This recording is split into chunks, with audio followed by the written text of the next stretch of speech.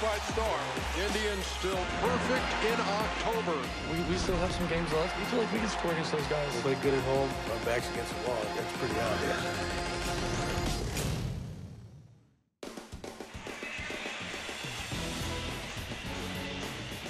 The roof at Rogers Center in Toronto is closed on this evening, and 50,000 are trying to raise the roof.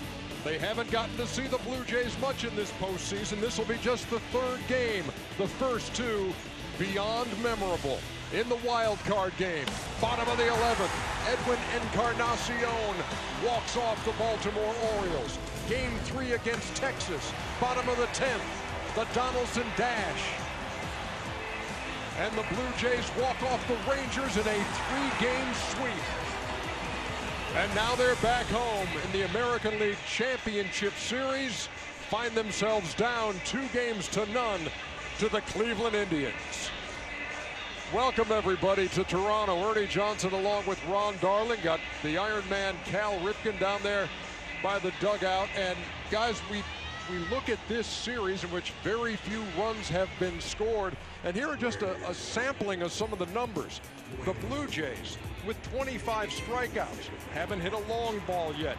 The only guys with hits for the Indians, Lindor, Chisenhall, Santana, nothing from the rest. The bullpens, lights out, combined ERA of 0.00. So, Cal, when we start looking at this series and wait for Game 3 here in Toronto, what's jumping out at you so far? I say forget about all those numbers and try to figure out why they aren't hitting. Start to look at the trends of the way the bullpen is being used. And I think the trends sometimes do change, and you're seeing it all over baseball. But it starts right here with Francona and his use of Andre Miller. They're bringing him in any sort of situations. We're used to seeing the Kansas City Royals last year. They have a guy for the 7th. They have a guy for the 8th. They have a guy for the 9th. We saw Mariano Rivera in years past. He not only got the last 3 outs of the game during the regular season, he got 6 during the playoffs. But now it seems like anybody could be brought in at any time whenever that game is being decided, and Andrew Miller is the difference maker. All right, Cal, Ronnie, what's your biggest takeaway here as we head into Game 3? I mean, 5 runs have been scored by these two offenses that are really, really good offenses. And I expected a little more thunder from the Toronto Blue Jays. Now, they play better at this ballpark, and John Gibbons has made a change. Jose Bautista is going to be leading off tonight. Talk about thunder. 40 games he led off for these Blue Jays. They were 25 and 15. Pitching matchup tonight, Marcus Stroman pitched the wild card game here. First time he's pitched since then. Meantime, you got Trevor Bauer going for the Cleveland Indians. You know all about the drone accident. You know all about the gruesome look on that pinky finger. But he's going to go tonight. It's Game 3. Blue Jays trying to get back in this series. A trip to the World Series at stake.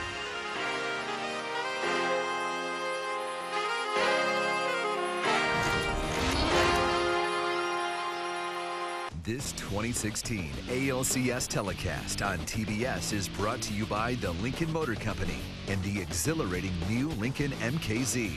By AT&T, mobilizing your world. By Arby's. Arby's, we have the meats. And by Jack Daniel's Tennessee Whiskey. Whatever you're celebrating, celebrate responsibly. The war goes up as the Toronto Blue Jays take the field. And we go down to the field, and Sam Ryan. Sam.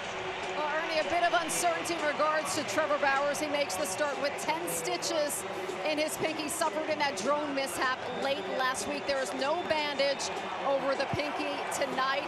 As you take a look at it, this is just before the game moments ago. Now, the Indians tell me yesterday they numbed up the pinky.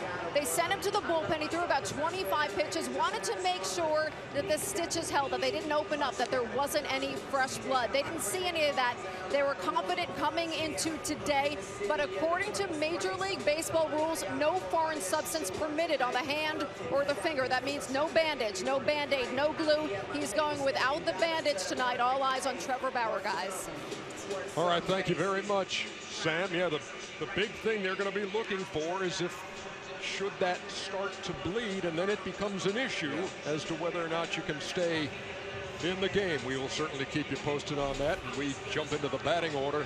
For the Cleveland Indians, Carlos Santana in the leadoff spot. Then it's Jason Kipnis, Francisco Lindor, who has been the guy in this series so far for Cleveland. Mike Napoli still looking to break out. Then it's Jose Ramirez, Lonnie Chisenhall, the only Indian who has hit safely in each of the playoff games. Coco Crisp hit 7th, and Tyler Naquin and Roberto Perez. Well, already in his young career, only 25 years old, Marcus Stroman has pitched really well in the postseason. He pitched a game last year against the Texas Rangers, who went 7 strong innings, retiring 14 in a row.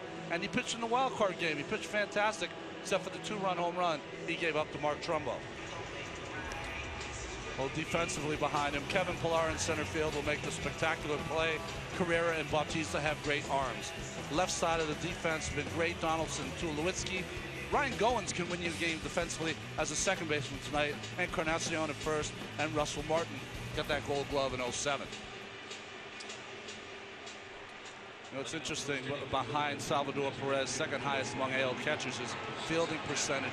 He's had a couple of miscues, though, in this series, which is very unusual for Russell.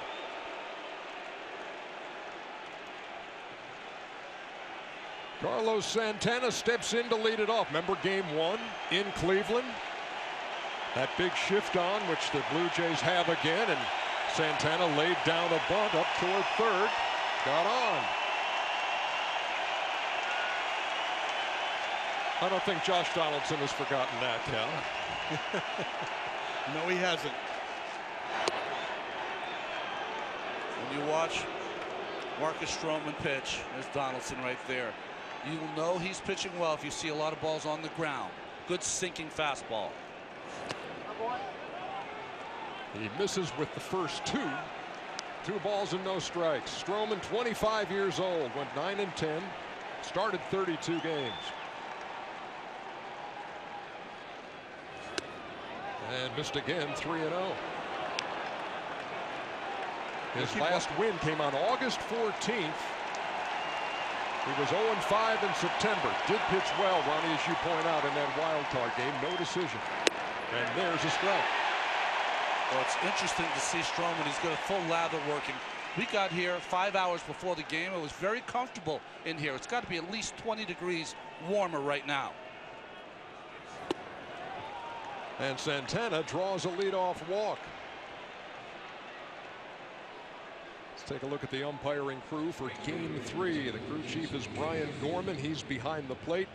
Jim Reynolds at first. Mike Everett makes the calls at second. Jeff Nelson at third. Mark Wagner is out of the replay booth and onto the field for the rest of this series. He's on the left field line, and Jim Wolf on the right field line. Here's Jason Kipnis.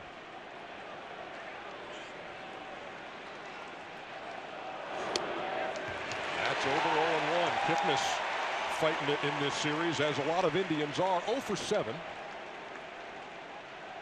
He's 4 for 18 with a home run and 3 runs batted in this postseason. Santana with a lead at first, and Stroman to the plate. Well, this has got to help Kipnis here with Encarnacion holding on Santana. That opens up that hole between Encarnacion and Goins.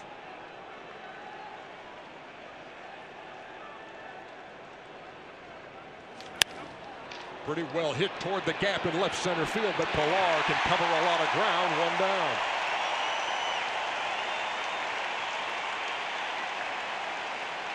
Cal, I'm always shocked when it isn't a diving play by Kevin Pillar. That was just one of the routine plays where they had him played perfectly, got a good jump, and easily ran that line drive down. Good swing by Kipnis. Looks like he's starting to find a little life in his bat as well. Here's Francisco Lindor. All he's done is homer in game 1, and then knock in the deciding run in game 2.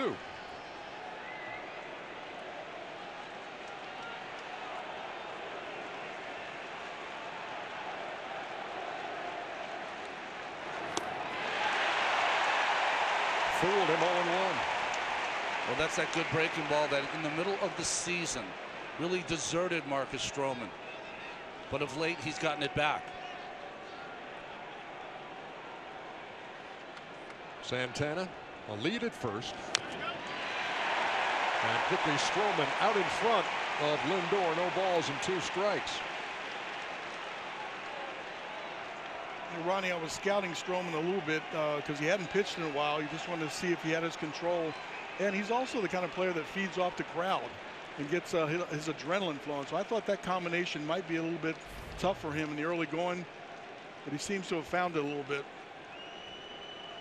Boy, that came up right underneath the mask of Brian Gorman and caught him as he rubs his neck now. Professional courtesy, nice by Russell Martin. He went out to give him some time.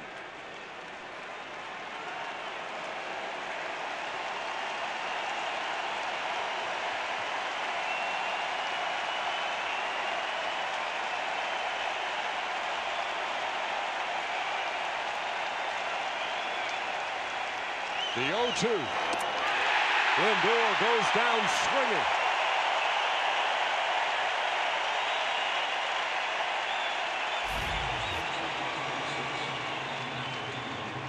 Well, so far it seems that the game plan for Stroman, and I think it's a good one, is to not throw too many strikes to Francisco Lindor because he's locked in.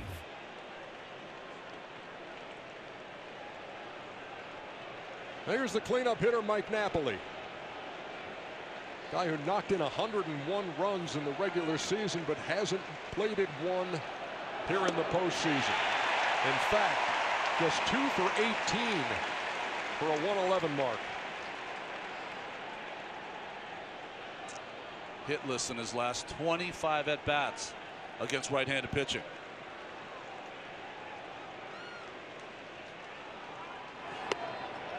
And 0 for 9 off of Stroman. You're right about Stroman, though. He was at Duke, occasionally played within the infield, so he's almost like an athlete stuck in a pitcher's body.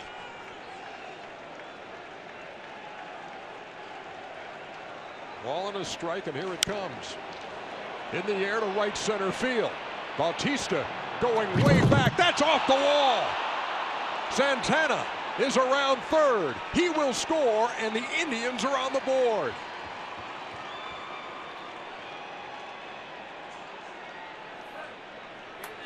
Mike Napoli breaks out.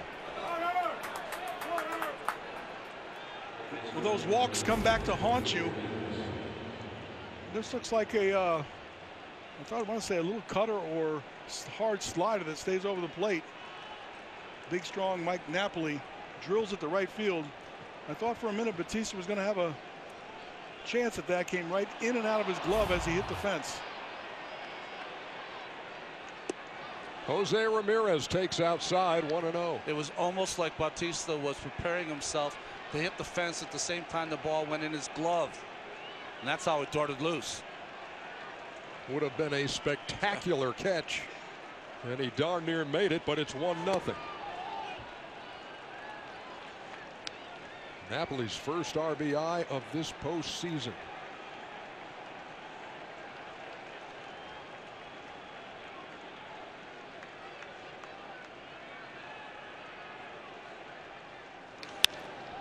To left field. And Carrera makes the play. But Cleveland gets on the board. 2-out double by Mike Napoli. We head to the bottom of the first in Toronto.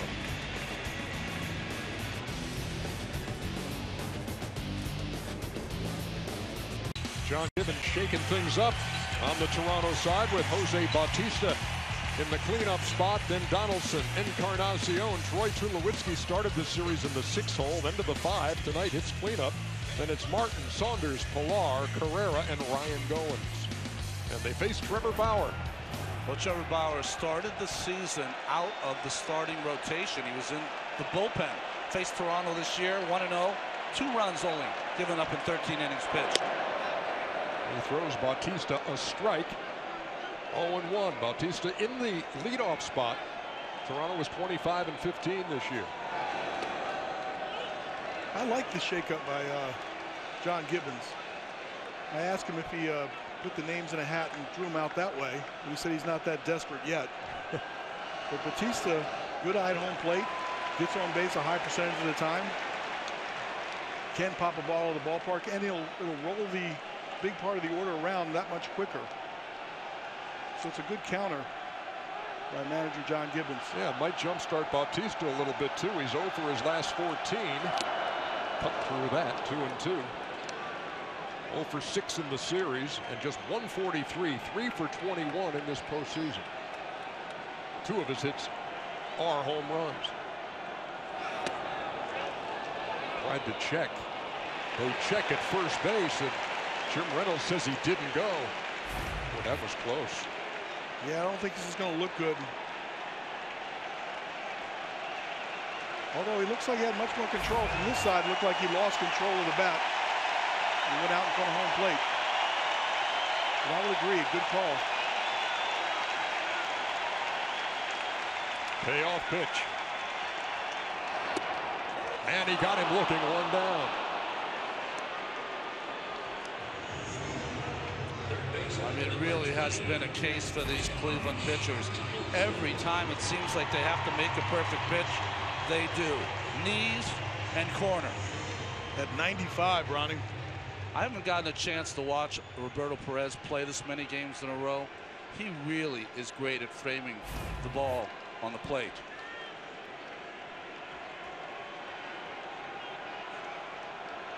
Here's Josh Donaldson.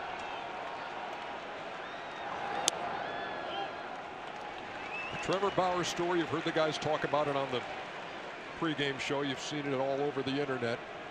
Doing maintenance on a drone.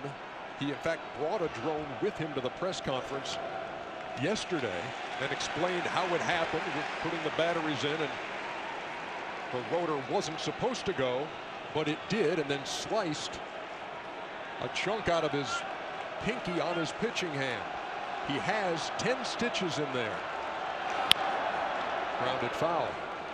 And for a ball game like this, here's the deal. You cannot have anything else but the stitches. Can't have a Band-Aid, can't have anything wrapped on there, can't have any super glue or any of that stuff on there. And so the concern is, can he pitch without that thing opening up and possibly bleeding on the baseball? 2-1. Up high. 3 balls and 1 strike. Well, so far, stuff-wise, I haven't seen any change. He's throwing mid-90s. He's got that good overhand curveball.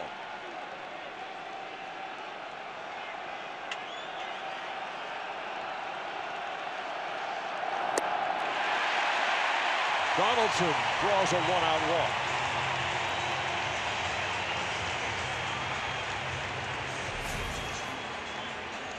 There you see the rule. You can't attach anything to either hand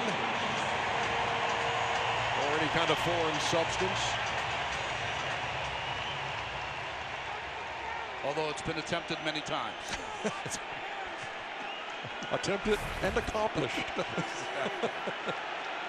I'm wondering if super glue was a late addition.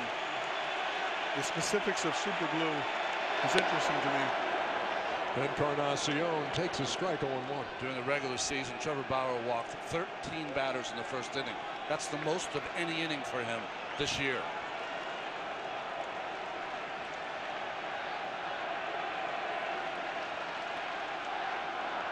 Donaldson with the lead at first. Encarnacion takes inside. Ball and a strike. And you see first inning troubles for the Cleveland right-hander, who walked 70 this year, 7th in the American League. Breaking pitch over for a strike. Walked 79 last year, so that's been an issue that he's still working on.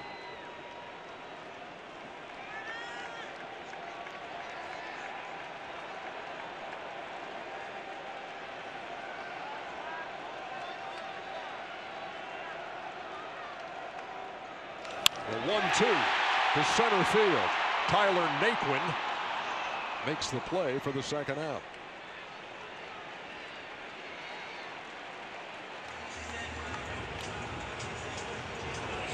You know, it's not like the Cleveland pitchers haven't made mistakes, Cal. That was the ball that we've seen Encarnacion handle before. Really down the middle of the plate. Just missed it. Yeah, a little unlucky. You can't guide it once you hit it. When it seems like you're not getting hits, it seems like you're lining out when you do hit the ball well on the bat. Troy Tulowitzki slowly but surely climbing his way up John Gibbons' batting order. Hit 6th in game 1, hit 5th, flipping with Russell Martin in game 2. Cleanup tonight.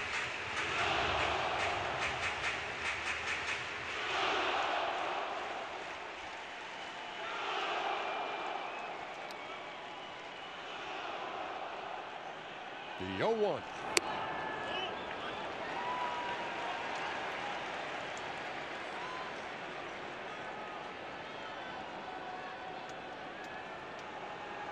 Bauer pitched twice against Toronto this year. One of them in relief in that 19-inning game. He got the win, pitched 5 strong innings. Then went 8 innings in his only start against Toronto. That was in Cleveland in the middle of August.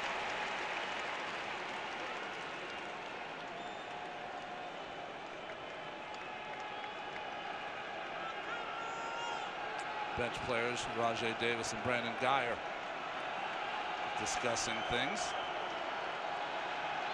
2 balls, 1 strike. And the count even. Bauer was doing his usual pregame routine today with a long toss out there, had the earphones on. Hey, Cal, he's got some blood that he has wiped on it. It's dripping now I see it from his hand. Yeah, that's too much.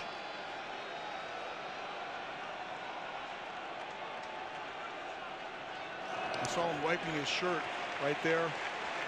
It's not on his pants, so it'll start to show up, but he's putting it up. This. Yeah, it's dripping pretty good. Yeah, you can't pitch with that.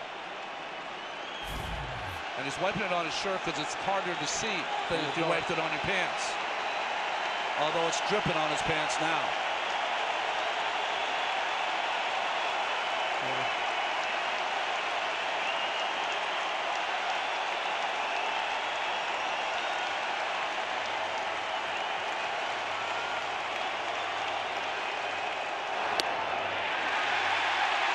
Another walk. They're at 1st and 2nd.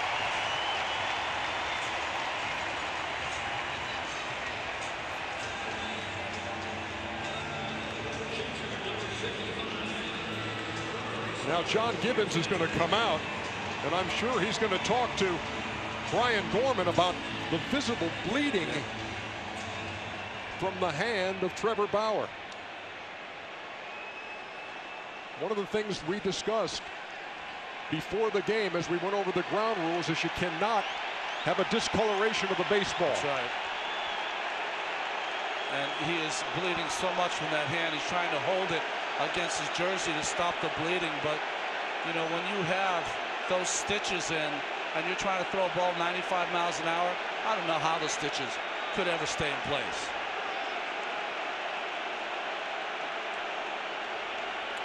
You see all the bullpen for Cleveland trying to figure out. Now, if someone had came in, they'd have as much time as they wanted once they got on the mound to get it going. But, I mean, in my opinion, there's no way you can continue in this game with the blood gushing from your hand. Francona and coaching staff, they had another plan. They were thinking that this might happen. Even as far as saying who will start tomorrow.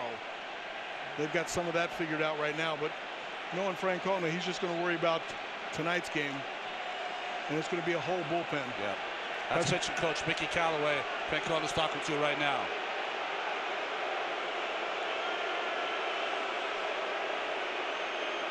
Yeah, I can't see that we'll be able to stop the bleeding. No, he's done. You know, it's interesting. You have to make a choice as a manager who to bring in depending on what situation you're in. You got 2 guys on now. And now this becomes a matchup situation instead of a long man situation that says I'm going to get you where the starter was supposed to. You want to get out of this inning and you want to match up effectively with the next couple hitters.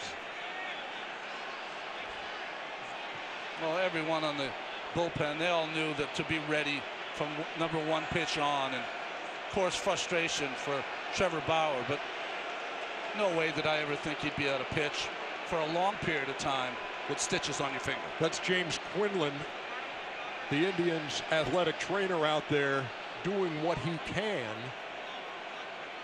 And you're seeing a few head shakes out there.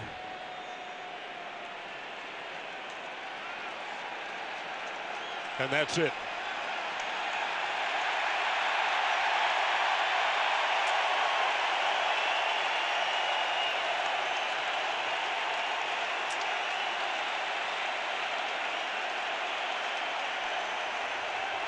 I don't know if I'd be cheering for a guy leaving with that kind of injury.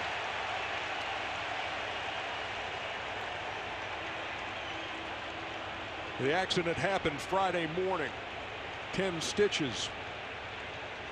Basically 4 days hoping that those were good enough to make him able to pitch. Not the case. We'll be back.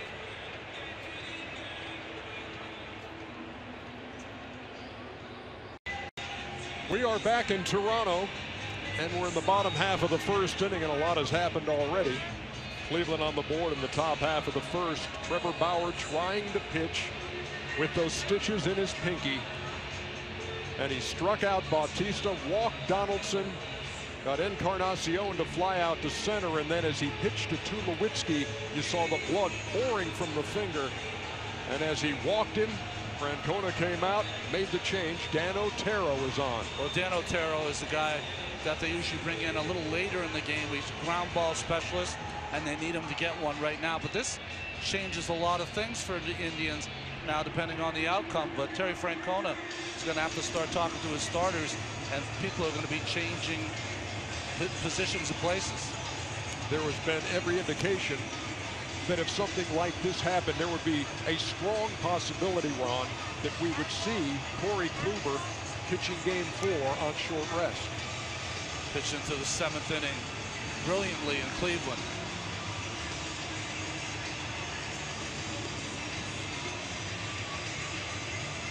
Let's listen in to Brian Gorman, the home plate umpire, moments ago. Blood coming out of my hand. So just Go again. That's too much. You're gonna have to replace him. Brian Gorman, the crew chief, taking a look at that situation and then making the call. You know, I sat next to Brian on the plane here from Cleveland, and we were talking about that, and he said, if I see too much blood, he's going to have to go. It's exactly what he ended up having to do. It almost seemed like the umpires wanted to let that play out before, you know, instead of actually going out there first. Because the second base umpire, Mike Everett, was standing right there in the grass. And it just played out. It almost seemed that John Gibbons had to go out there and say, you know, it looks like the blood is going, go take a look. You know, Cal, I think what happened is with 2 outs, umpires and Francona were just hoping that maybe Bauer could get through that inning and they could tend to it in between innings, and maybe it would change it. Like a fighter trying to make it to the end of the round. There you go. Cut me, Mick. But it was umpire stops contest in this one. And Tito Francona, the rest of the Indians,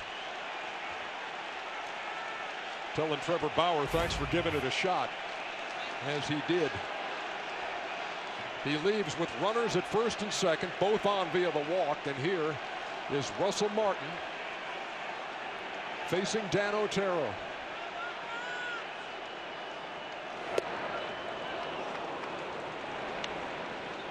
Martin just 2 for 23 this postseason. That's 087.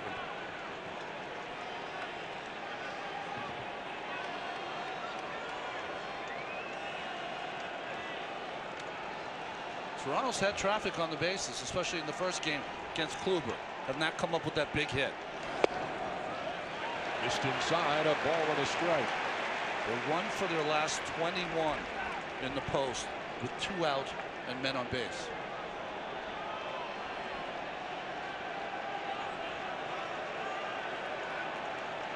Donaldson at second. Tulowitzki at first. A ball and a strike, and here it comes. Right back up the middle. Kipnis had him played that way and throws him out. Martin hit that ball pretty well, but he was defensed perfectly. We head to the second. With every postseason moment with MLB.com at bat, the #1 app for live baseball. It's the only place to get it all. Live radio feeds, video highlights, pitch tracking, StatCast, and much more. Download at bat today. Folks at Mary Ark's Pub and Grill in Lakewood, Ohio, cheering on the Cleveland Indians as Lonnie Chisenhall leads it off in the second and grounds to second. You know what's interesting about this series is that Cleveland leads it by 2, but they've had to move up Josh Tomlin. Looks like they might have to move up Corey Kluber. They might have to pitch Ryan Merritt in this series. Mike Clevenger might get some major time. So everything changing on the fly for Terry Francona. Here is Coco Crisp. He takes a strike. Well, guys, I thought he had a pretty good handle on it in the meeting with the managers beforehand. They've done a lot of thinking on that possibility of just what happened. So they're not caught by surprise. You're right, Cal. I think they probably spent their entire off day thinking about every single scenario that could have happened. Yeah. So what happens if it's the first inning? What happens if he gives us 3? What if we get 5 innings out of him like the first time he pitched? Tonight, he lasted 2/3.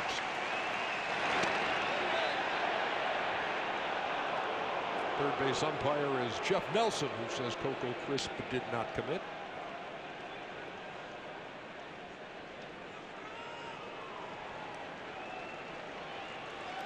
Coco, a guy who laid down a couple of sacrifice bunts in his last start, and also homered at Fenway Park in the clincher of the ALDS.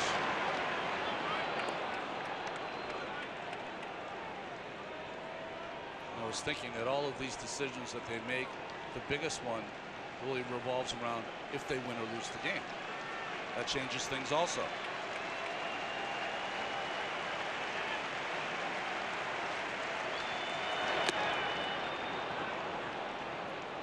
Count full to Coco Crisp. I can't help but think about Coco Crisp. He's so calm in playoff baseball. He's got enough experience in it, and he brings that sort of same calmness to his at bat. He's been here before.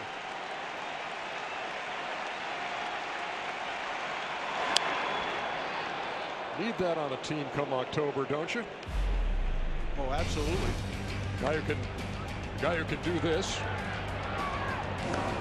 give himself up, and a guy who can do this, put one in the seats over the monster, and a guy who can do this, fall behind in the count and then draw a walk with 1 down. Remember in that game against Boston where he bunted the runners to second and third. There's a lot of people out there who don't believe in giving up outs. Well, in that out, Naquin came up and got a single to score 2.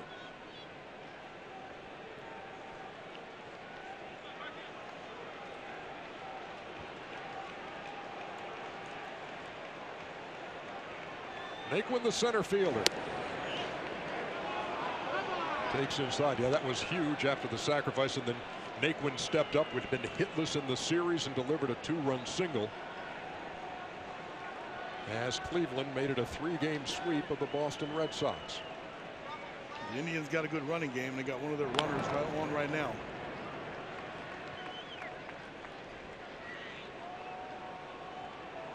Played 20 games with the Indians and was 3 out of 3 in stolen bases. Good base runner, Coco Crisp over there.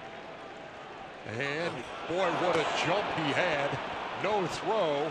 In fact, if Stroman had stepped off, he would have had him picked off.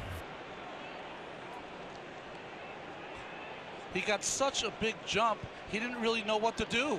He got about 4 or 5 steps out there, and he goes, boy, if he throws it first, I'm dead. But he never did. So now Crisp in scoring position for Naquin. Takes inside again.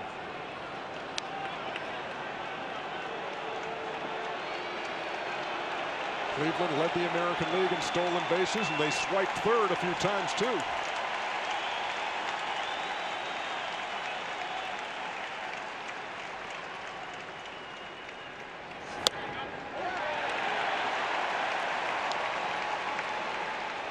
"29 times the Indians stole third base." It's not a bad play with one out. Tougher play though when there's a left-handed hitter up there. It gives Russell Martin a free throw to third, open throw to third.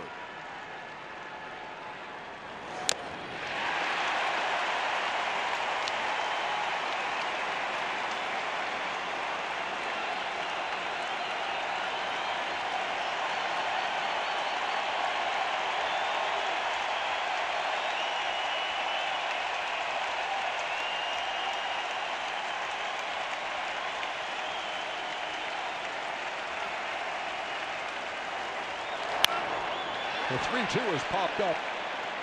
Tulowitzki drifting back. Pereira coming in, calls him off for out number 2.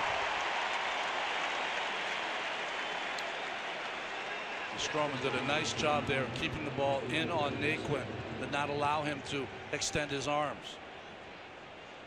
And Naquin swung late on the 3-1 pitch, a little long, and got tied up on the 3-2 pitch. And that brings up the number 9 hitter, Roberto Perez, the Cleveland catcher.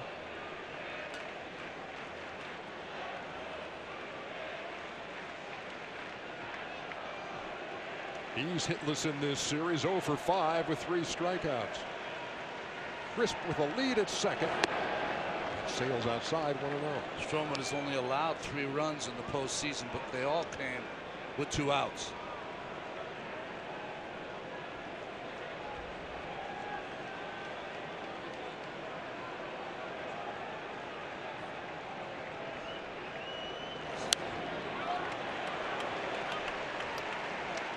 Looks like Coco is thinking about trying to take third. Not a big advantage stealing third with 2 outs. And by jumping around a little bit, he could be distracting to the hitter at home plate. But they're trying to hold him close, but I've noticed the last couple of pitches, he's gotten a little further off.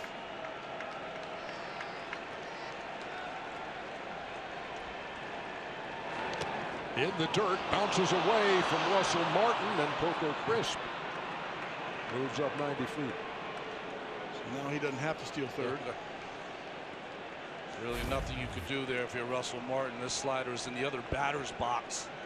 Martin tried to get his body in front of it, but it goes off his right hip.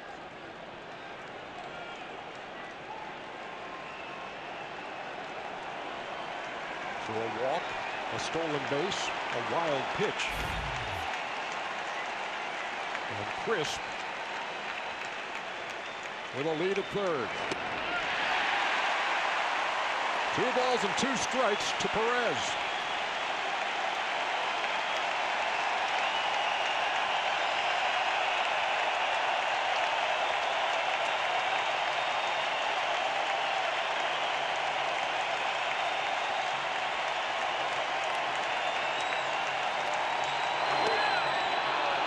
Stayed down low, full count, 3-2.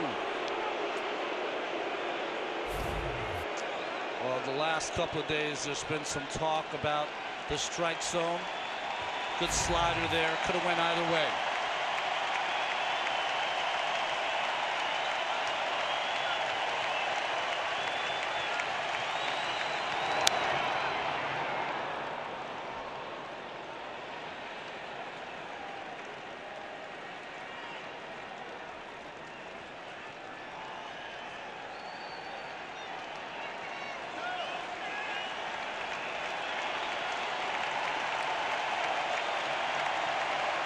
Indians haven't trailed in the last 43 innings, trying to add to their lead with 2 outs here in the second.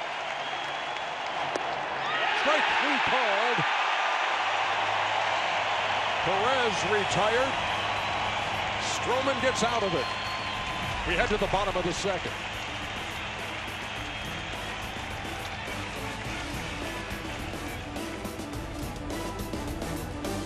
The art of performance presented by Jaguar. How about Clayton Kershaw last night in Game 2 of that NLCS? Was that just great to watch that ball game and watch him compete?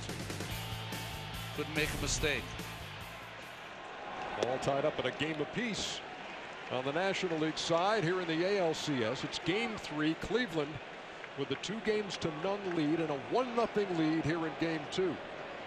Dan Otero is on the mound facing Michael Saunders, who takes a strike. Dan Otero did not start this game. Trevor Bauer did. If you're just joining us, the stitches, he had 10 of them in the pinky after that drone maintenance accident. Ball hit well to left field. Coco Crisp is back, and that ball is gone. First home run of this series for the Toronto Blue Jays.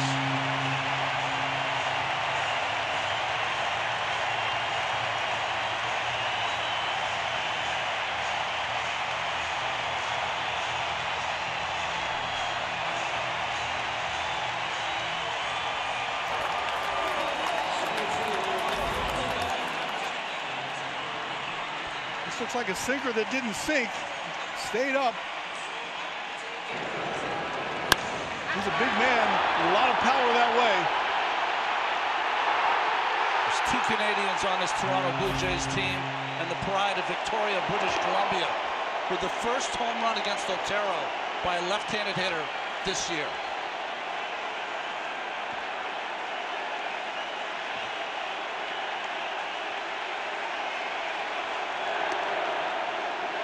Quickly 0-2 to Kevin Pillar. Saunders hit a career-high 24 home runs this year. That's his first of this postseason, and it's tied the game.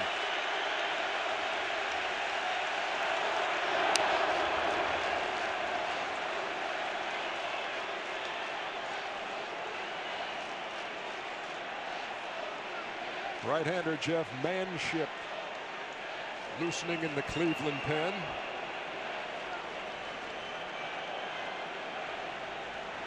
Talked about Bauer not lasting the first inning. Otero feels that himself. The blood became obvious. He was lifted after 2/3. Otero came on, got the final out of the first, but the leadoff hitter right there, Michael Saunders, took him deep to tie the game. But the way this is played out with Bauer, though, for Cleveland, bullpen by ad hoc committee. Whoever's available. So who down there can give them some length innings?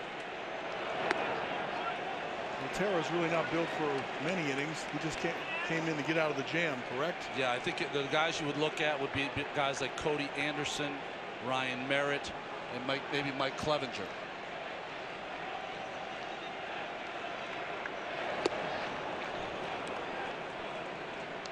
Ball and a strike to Ezekiel Carrera. Seen him hit leadoff in this series.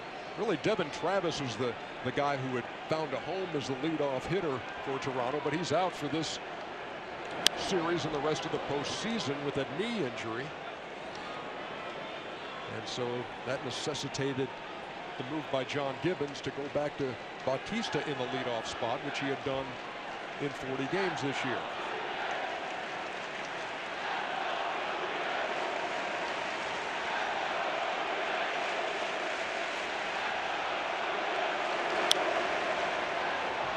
Cal, in the open, you were talking about how they've had to push Andrew Miller.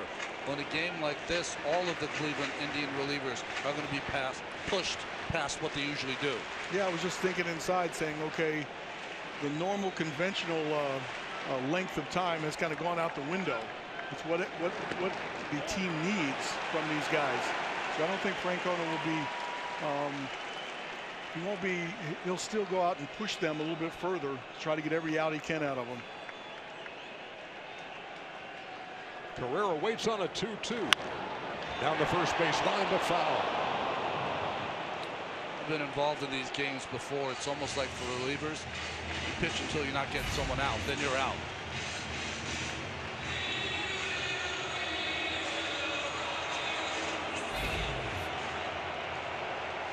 Hit hard down that line, but clearly foul.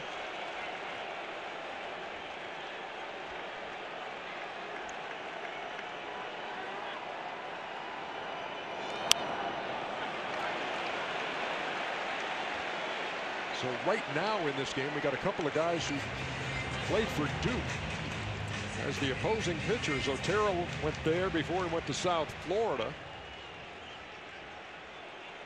And of course, Stroman for Toronto, a Duke Blue Devil. Change up right here, Ronnie. And it missed. 3-2. Yeah, Cal, his fastball, which really sinks well, and he usually pitches around the knees, has been up in this inning.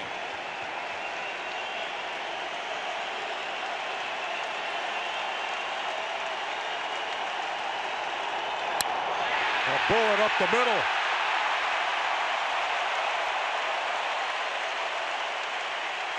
One out single for Carrera, his first hit of the series. You know, a good counter to a good sinker ball pitcher is usually the left-handed hitters. Ball sinks out towards the barrel of the bat. It ties up right-handed hitters. The left-handers have a little bit more of a free swing at it.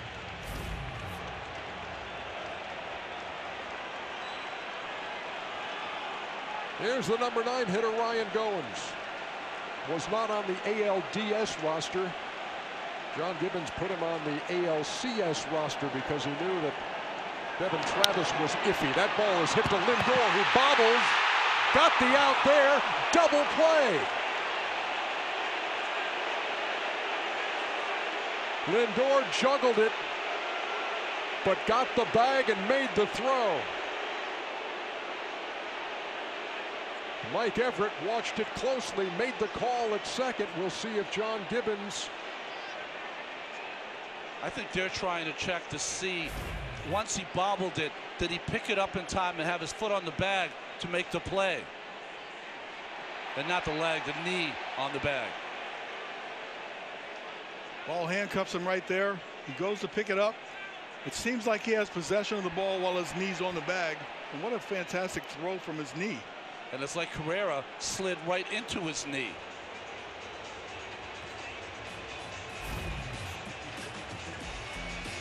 That was what we believe is an inning-ending double play. We'll be back. It's game 4 of this series. It's tomorrow afternoon, 4 o'clock start here on TBS. Indians and the Blue Jays.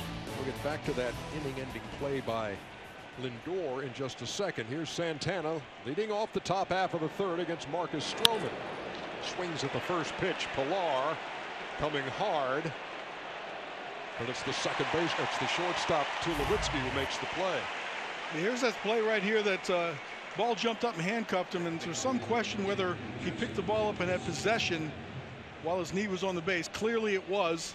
Took a shot on the knee and still had enough strength to make that throw over to first base. Cal, I know from watching the pregame show, and I saw you and Jimmy Rollins with Lindor, you like the kid's skill set and you like his instincts around that bag, huh? And I can't help but think he was telling me about when he took ground balls just outside of Caguas, Puerto Rico. His dad would hit down the hill. He wanted to make sure that he didn't let the ball go down the hill. It was a long run down there to go get the ball, so he's not afraid to block the ball. Jason Kipnis is 0 for 1. And now 0 for 8 in the series. Hit the ball pretty well to center his first time.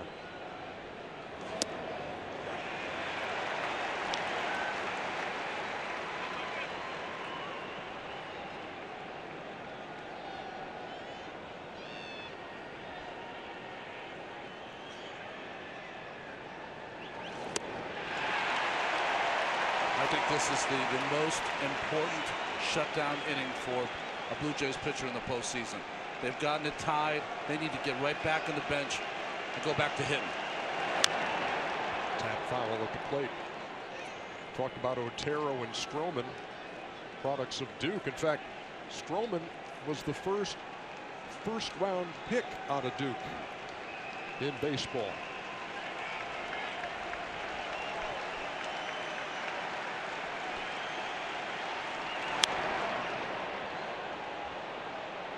Took him in the first round, number 22 overall in 2012. And last year, as he was rehabbing his knee, he finished up his sociology degree at Duke. Got his diploma.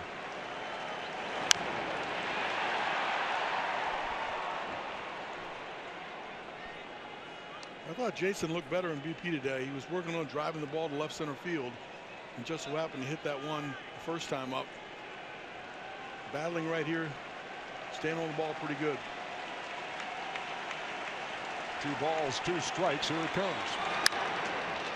His second. Bowens throws him out. 2 up and 2 down here in the third. StatCast is powered by Amazon Web Services. Almost 63 from your knees. Yeah, I was going to say 63 miles an hour from your knee. 90 feet.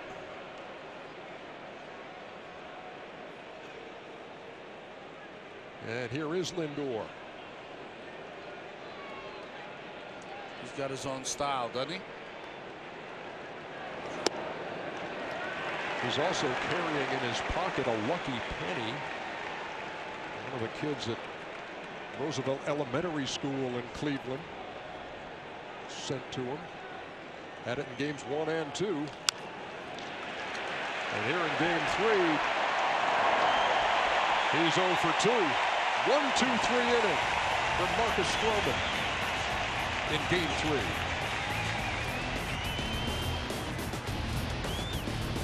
This copyrighted telecast is presented by authority of the Office of the Commissioner of Baseball and may not be reproduced or retransmitted in any form, and the accounts and descriptions of this game may not be disseminated without express written consent.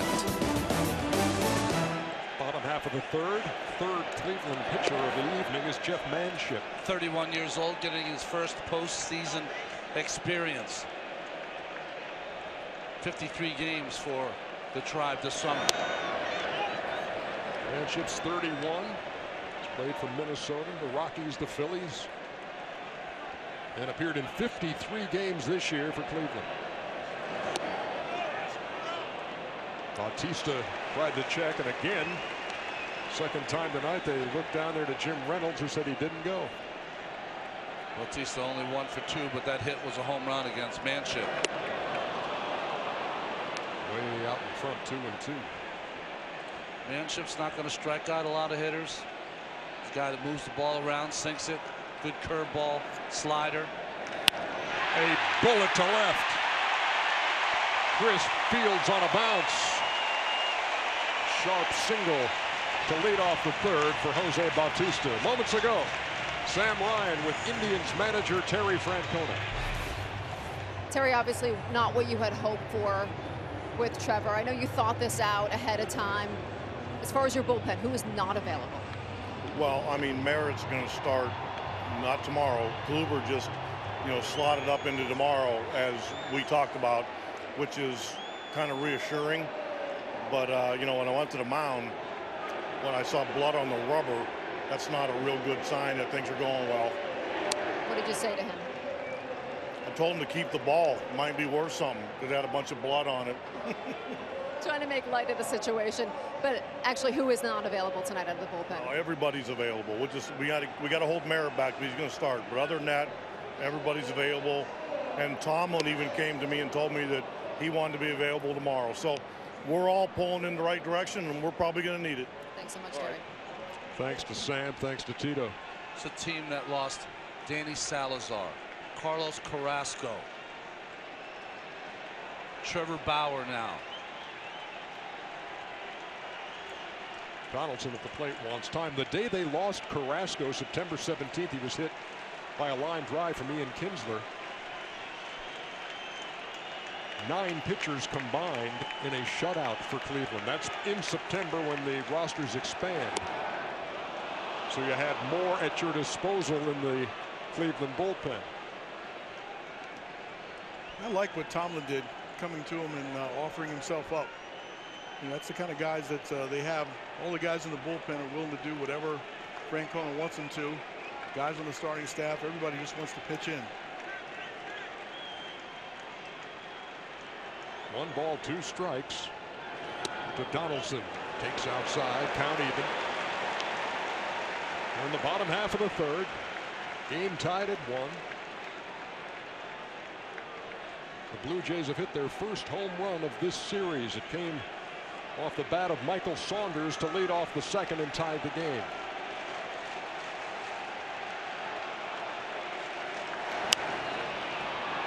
High pop-up. Does Napoli have room over there by the railing? He does.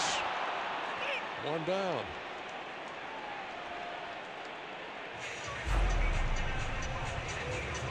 This was after Game 2 Saturday night. Jeff Manship in a simulated game over at Progressive Field after the Indians had taken their 2-0 lead in the series. Well, what happens a lot of times in these series when you're using just your main guys, the other guys in your bullpen don't get any work. That was smart of the Indians. So you got Michael Martinez on a slow roller there. Now he's facing Edwin Encarnacion.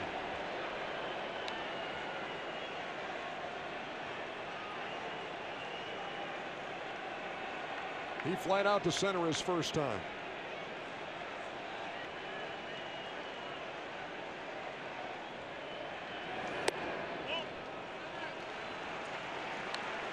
Encarnacion's power in the postseason has been down and in. Manship trying to keep that ball away.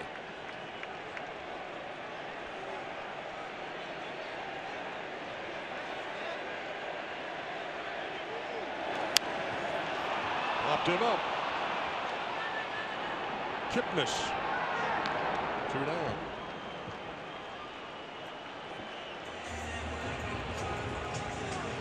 The latest to get loose in the Cleveland bullpen is Zach McAllister, who we haven't seen in this postseason yet. Like Manship, he was part of that simulated game also.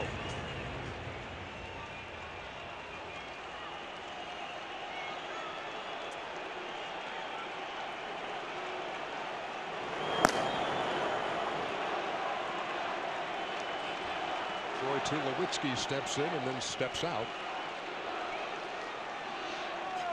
Don't expect Batista to run. Just because he's in the leadoff spot now doesn't make him go over there and steal bases. They're going to want Tulowitzki to swing the bat. And he pops it up. Kipnis is there. Lindor waves him off. And after the leadoff single, 3 pop-ups induced by Jeff Manship.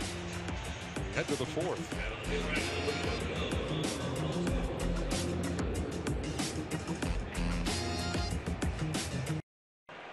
It is a beautiful night in Toronto. Roof closed here at Rogers Center for Game 3.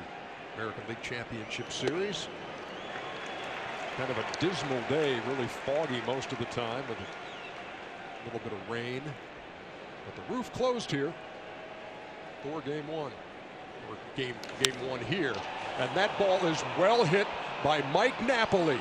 See you later, Napoli. A run-scoring double and now a solo home run to lead off the 4th.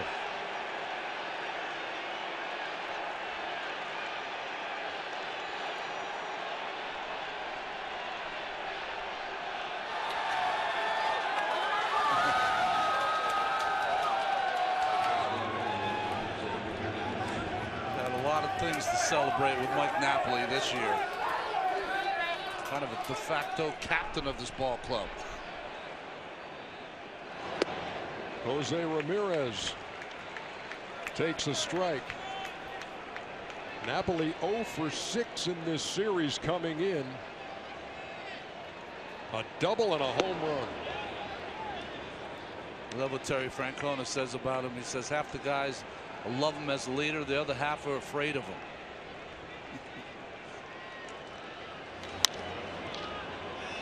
Ramirez on the ground to Collins, who throws him out.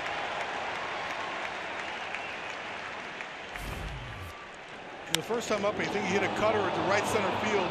And this was supposed to be a sinker on the outside corner, ran over to the plate. I think Napoli was looking for the fastball on that one, drove it out of center field. Reaction from Stroman. Give up that home run in the wild card game to Trumbo, and here in Napoli in the ALCS. Ronnie Chisenhall is 0 for 1.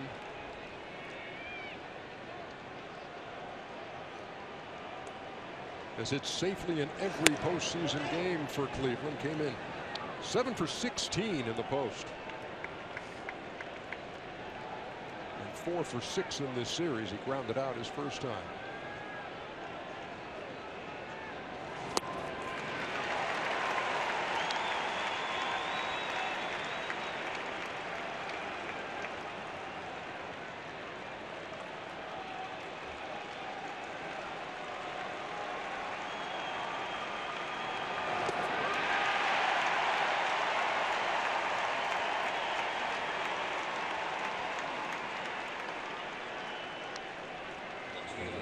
That's been the strikeout weapon so far for Stroman, is that slider down and in to the left-handed hitter.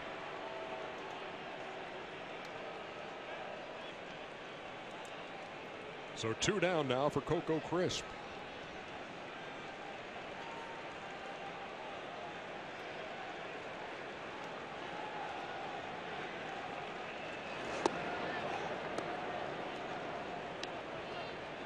The first of what they hope are 3 games here in Toronto in a 2-0 series.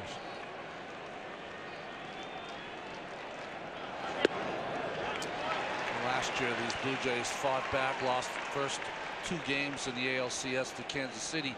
In Kansas City, came back here and won 2 out of 3 to push it to 6 games.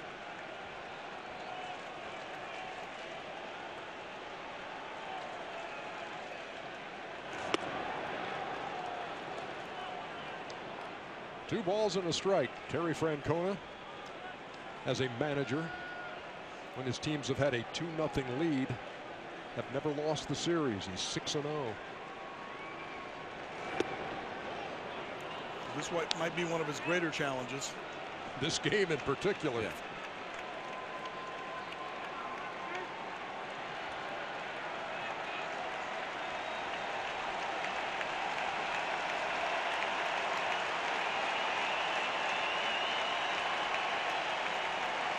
Three balls, 1 strike. Here it comes.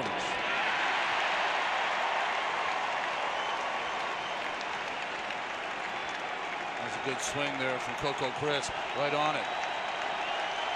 Good late sink on that ball too.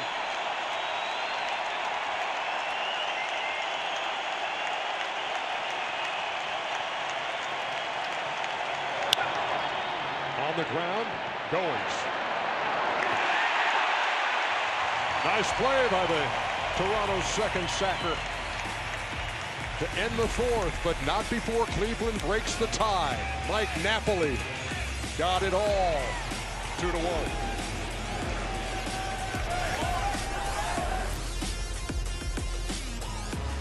Report on Instagram and get the coolest sports content before anybody else. Join millions of others and follow Bleacher Report on Instagram now. I bet they've already got that Mike Napoli home run on Bleacher Report. Russell Martin leads it off against Jeff Manship.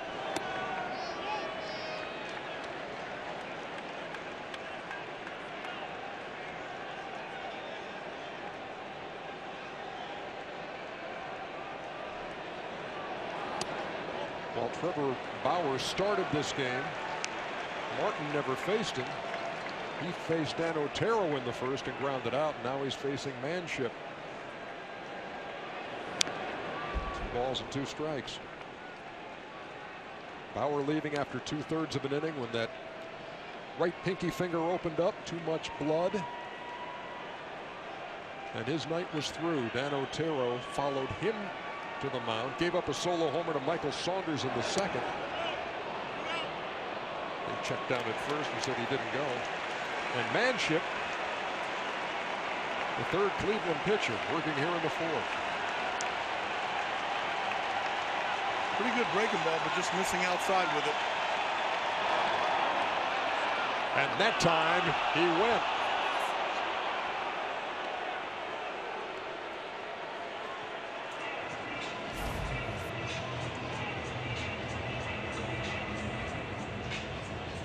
Got him on a swing on that, Ronnie. Yeah, I think you do. It's just, you know, when a guy is struggling, as Martin is, it seems like every call goes against you. As Terry Francona is going to go out and look like he's going to take the ball away from Manship. His first postseason appearance.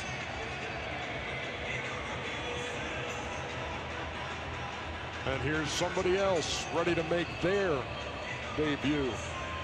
Zach McAllister will be back. The Knicks and Cavs, followed by the Spurs and Warriors. Coverage begins at 6 Eastern, live from Cleveland. There's the Toronto Raptors backcourt of Kyle Lowry and DeMar DeRozan. You've seen the Cavaliers in Cleveland supporting the Indians, and a couple of Toronto All-Stars supporting the Blue Jays. Let's see Zach McAllister's numbers from this year. A little more power arm than Jeff Manship. That's why he's in here against the left-handed hitting Saunders.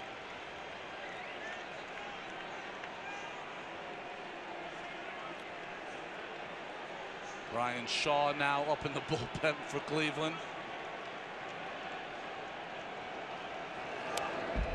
Didn't mean to, fouled it back to the screen. Saunders homered in the second off Dan Otero. There's Brian Shaw. Really, you're just trying to see if you can get this game into the 5th, maybe into the 6th. If you do, then things return to normal for Andrew Miller, Cody Allen, et al.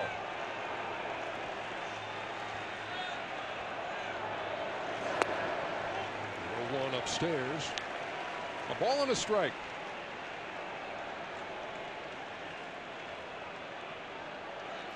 Saunders connecting for his first home run and first run batted in of this postseason when he homered in the second.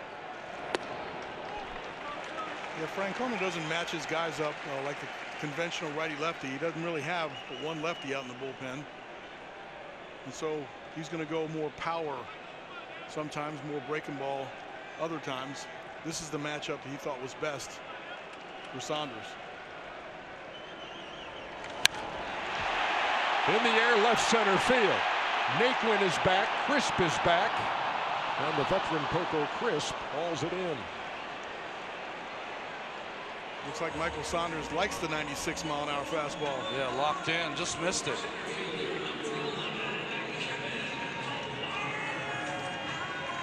McAllister is 28. He's 6'6", 240, and made a lot of starts earlier in his career. Yankees drafted him in 2006, and he was traded to the Indians 4 years later for Austin Kearns. This year, 53 games, only 2 of those were starts.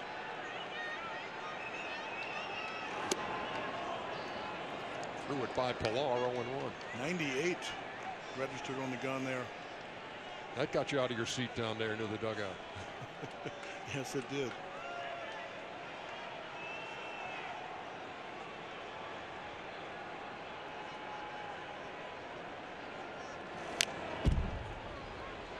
Jumps ahead 0-2. This Cleveland team's been resilient. Danny Salazar didn't throw another pitch till after September 9th. Carlos Carrasco didn't throw a pitch after September 17th. And they still won home field advantage against the Red Sox.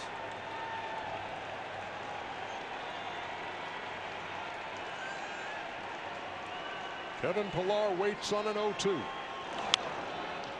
Tap to third. Ramirez throws him out. Manship and McAllister combine on a 1-2-3 inning. 4 in the book.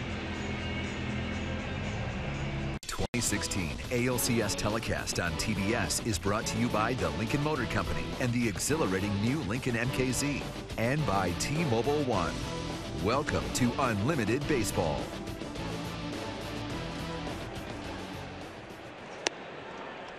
Top half of the 5th.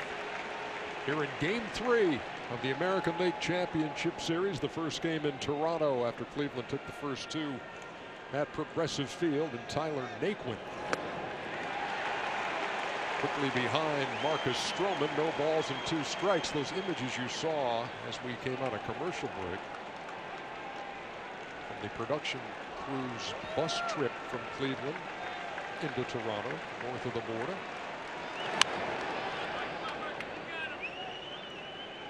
Trevor Bauer back on the bench for his Indians. Got that pinky all wrapped up again. Can't go out there with anything like that on your hand, just against the rules. And Bauer tried tonight, made it through 2/3 of an inning before it opened back up. That was a pretty good pitch right there. I think the outside corner has been a little liberal. That pitch looks like it has a lot of the plate right in the upper part of the strike zone.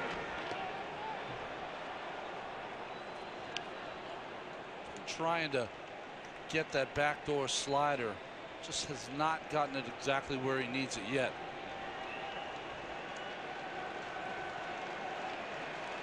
Going for the fastball up again. Got him looking. The rookie didn't think much of the call, but one down. But that was a little higher than the one he called a ball. So that tells me he might have thought he missed that one. I think that's what always difficult, Cal, for hitters is when they take a pitch prior in the at bat and it's not called a strike, they just figure that if they catch another pitch like that, it'll be called the same way. Fourth strikeout for Marcus Stroman. And here's Roberto Perez, who took a called third strike in the second.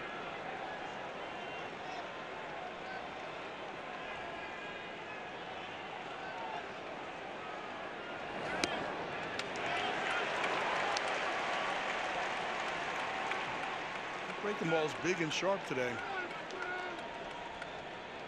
Looks like he's finding a little more rhythm with it as well.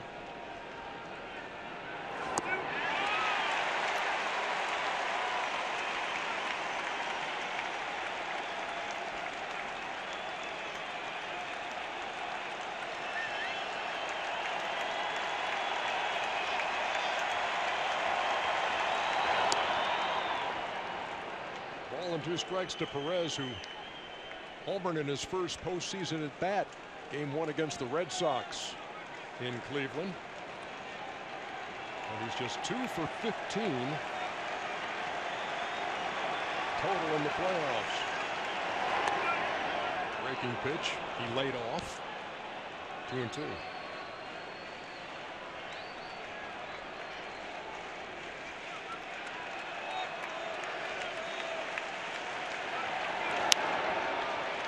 In the air to right. Routine play for Bautista. 2 up and 2 down. Since that Napoli home run, Stroman has not thrown many balls over the middle of the plate. He's starting to find the corners again. Now here's Carlos Santana. Walked in the first and came around to score on Mike Napoli's 2-out double. And he popped the short a second time.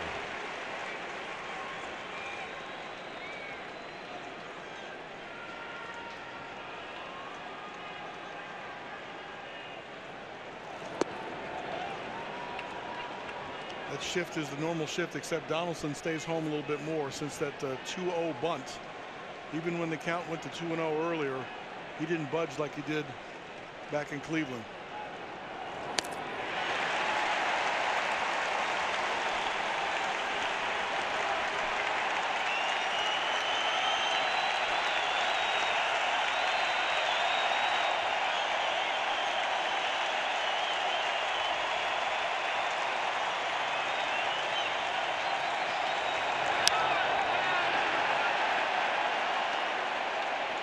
Donaldson drifting back and makes the catch. 50,000 here know how big this game is. Blue Jays trailing 2-1 as we head to the bottom of the 5th.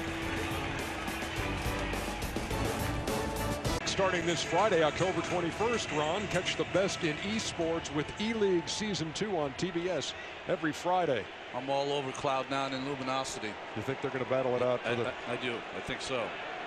I'm impressed. Here's Ezekiel Carrera leading off in the bottom of the 5th. It seemed a little rehearsed from down here. It was a bad idea. You're I had the idea 2 days ago. It was bad then. You're on your game. Worse today. Iron Man saw right through that. 0-2 to Carrera. 8-9-1 due here in the bottom half of the fifth inning for Toronto as they face Zach McAllister, the fourth Indians pitcher. Cleveland leads it 2-1.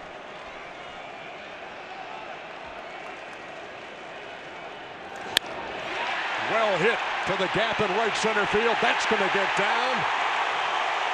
It's off the wall. Carrera around second. The throw to third, late. Leadoff triple for Ezekiel Carrera.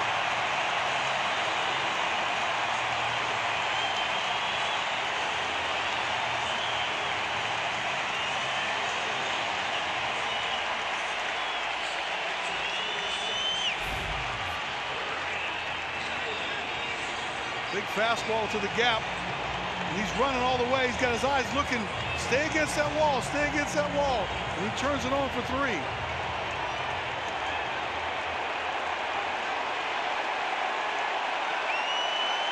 He's had a nice postseason, hasn't he? Here's Ryan Goins, the number 9 hitter. Takes inside 1-0. The infield's back up the middle. The corners have the option of making a play at home. Both the corners are in. Carrera's got to make sure it gets past the pitcher on the ground. Right back up the middle. That'll score the run. Lindor throws him out, and we are tied.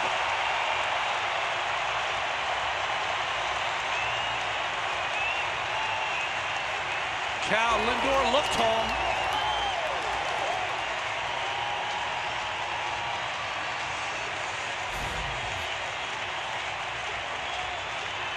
So here's the ball, bounces out to the wall.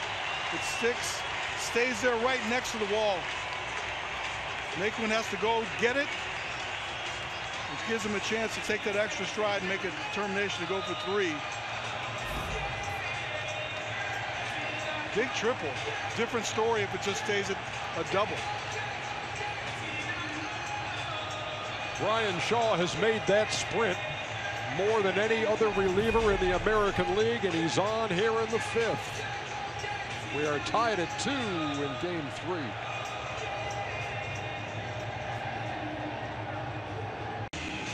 Terry Francona made a few trips to the mound in this one.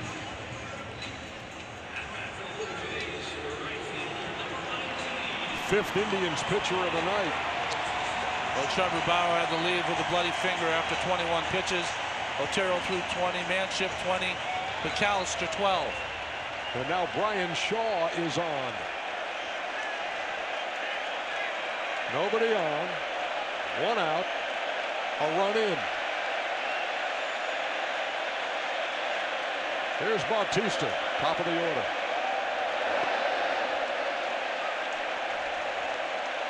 You know that spot on the scoreboard where the ball was hit. I'm wondering if that's an electronic scoreboard where that's always dead. And that's one of those things, if you play here, you know. If you don't play here, you don't necessarily know. It could be one of those home field advantage. Where you know you're not going to get much carom off of there. See, it has that little padding there at the bottom of the scoreboard, too. With the padding on the rest of the fence, the ball can carom back to you.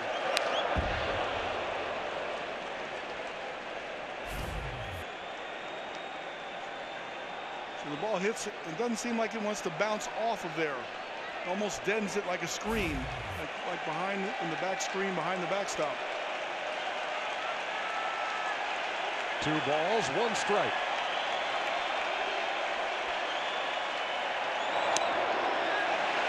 Three on 1.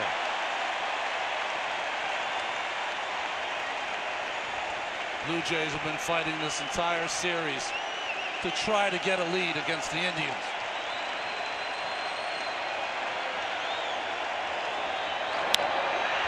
Fly ball, left field. Crisp Puts it away. Boy, 50,000 here. Tried to will that ball out. It's 2 down. He just got under that one.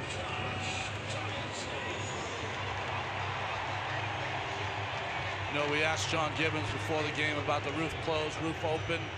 He said when they have it closed in April and May because the weather hasn't changed yet, he thinks the ball really travels here when the roof is closed. But as the summer comes and they open and close the roof, he says it's better when it's open as far as traveling or the ball traveling.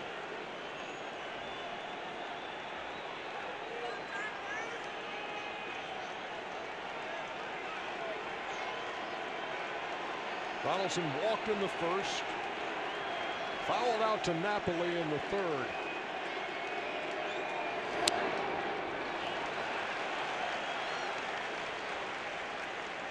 Ball really cuts when it's on the outside part of the plate. 96 miles an hour with pretty good cut action to it.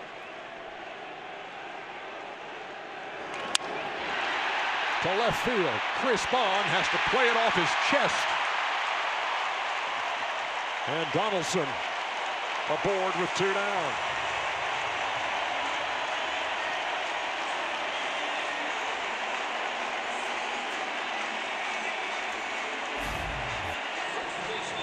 Yeah, you see Coco makes a commitment to go catch the ball, then gets caught in between, but he can't let the ball get past him. So he used his body like a catcher would to block the ball and keep it in front of him to keep Josh Donaldson to a single.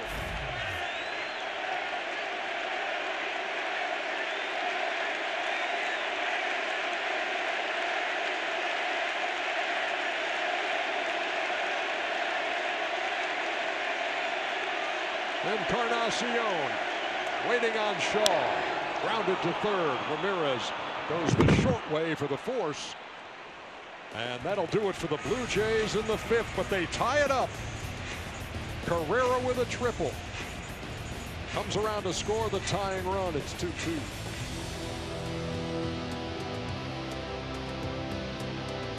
All new Chrysler Pacifica. Frankie Lindor with 3 straight multi-hit games in the postseason. He's 0 for 2 tonight. He will come to the plate second against Marcus Stroman as Jason Kipnis takes a strike.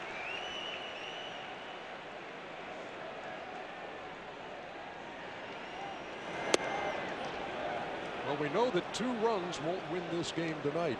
It was enough in games 1 and 2 in Cleveland, 2-0 and 2-1. Tied 2-2 here in game 3.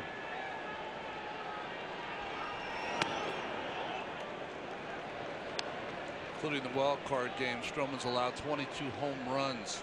14 of them have come the 3rd time through the order.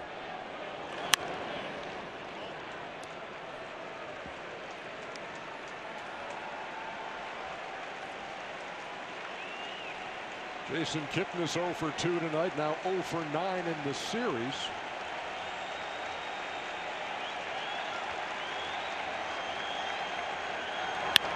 And that ball is drilled to right field, and she is gone.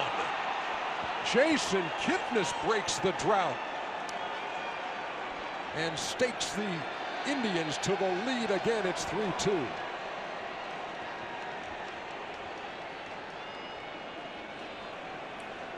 Boy, in today's game, the 3rd time through the order for starting pitchers. Death. From the hitter's perspective, you got a really good idea what he has that particular night. This was a 2-2 fastball. Try to get it on the outside corner. Probably outer half.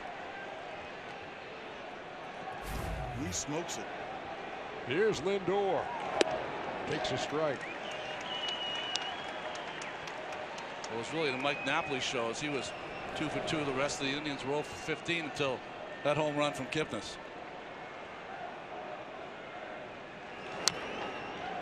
His 2nd home run of this postseason. And the Indians, who have not trailed in the last 47 innings, again reclaim the lead. They won't let this crowd get into it. Every time they tie it up, they go go right ahead again. It's been a quiet night for Francisco Lindor. He's 0 for 3. And here comes Mike Napoli,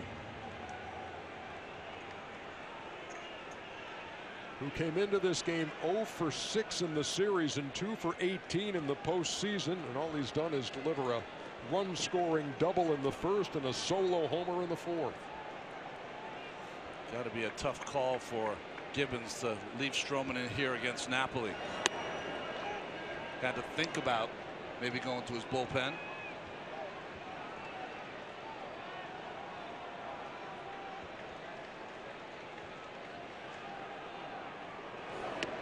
That solo homer by Kipnis certainly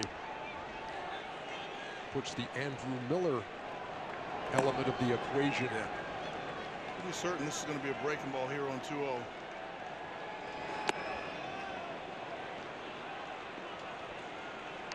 Three balls and no strikes. And maybe even on the 3-0 pitch. I don't think he wants to give in here. Fastball away.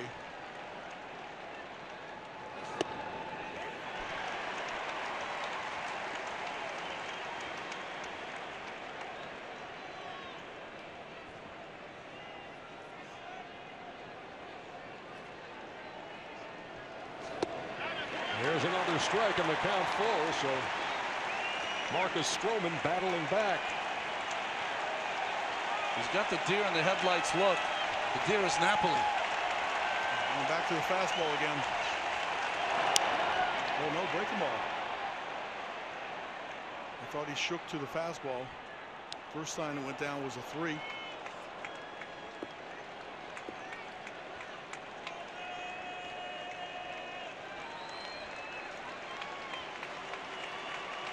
Blue Jays tying things up in the bottom of the 5th, only to have an immediate answer from the Indians, and that is ball 4 sailing outside. This is John Gibbons making his way to the mound. It looks like it will be all for Marcus Stroman.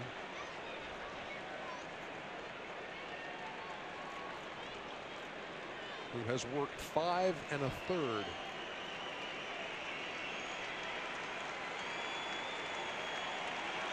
You know what Francona's thinking with the lead again. His initials are AM.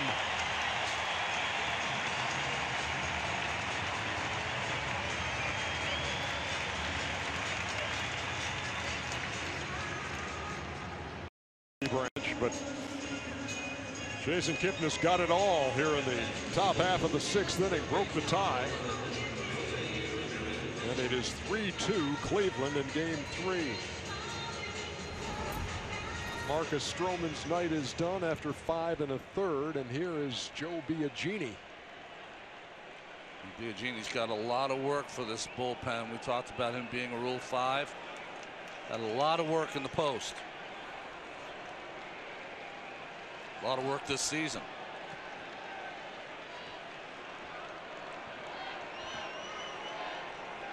Jose Ramirez stands in. They called that a foul tip. Foul tip, yep. 1-1. High check swing. Must have nicked his bat.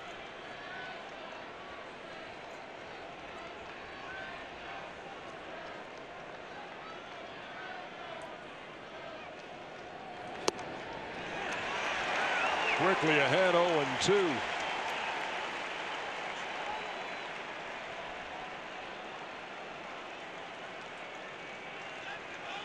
Biagini worked a scoreless and hitless 2 innings in Game 2.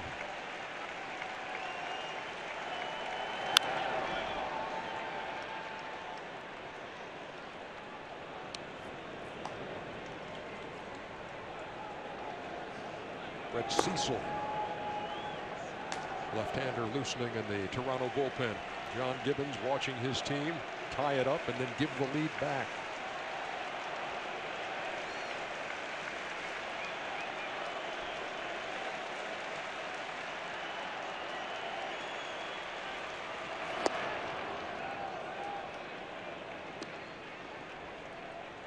Well, we showed that stat earlier, that both bullpens have been outstanding in this series, but in the entire postseason, the Toronto bullpen, with a 1.06 ERA, has been even better than Cleveland's.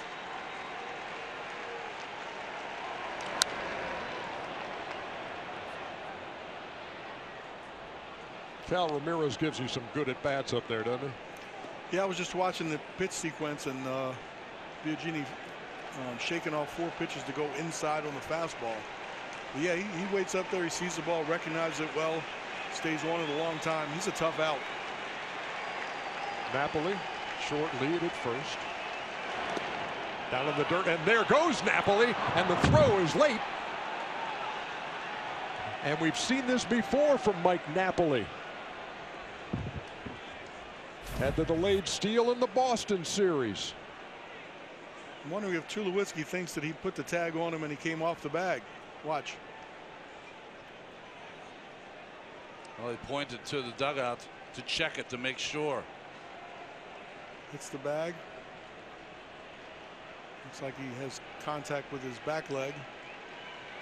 I think he'll be ruled safe here. Only way that you can take advantage of that, if you're Mike Napoli and don't have a lot of speed, you have to anticipate that breaking ball is going to be in the dirt.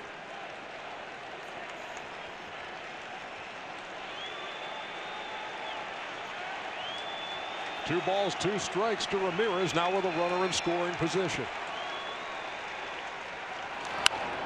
Line drive right center field. That ball's going to get down. They're going to wave Napoli. He's on his way to the plate, and he scores as Ramirez delivers an RBI single.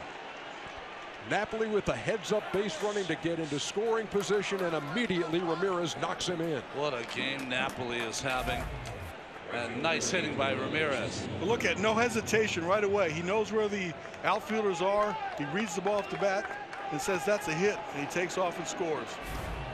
Good judgment on the moving up to second base, and good judgment on that and good read on that little bloop single. 2 runs across here in the 6th. What was a 2-2 game, now 4-2 Indians as Biagini throws over.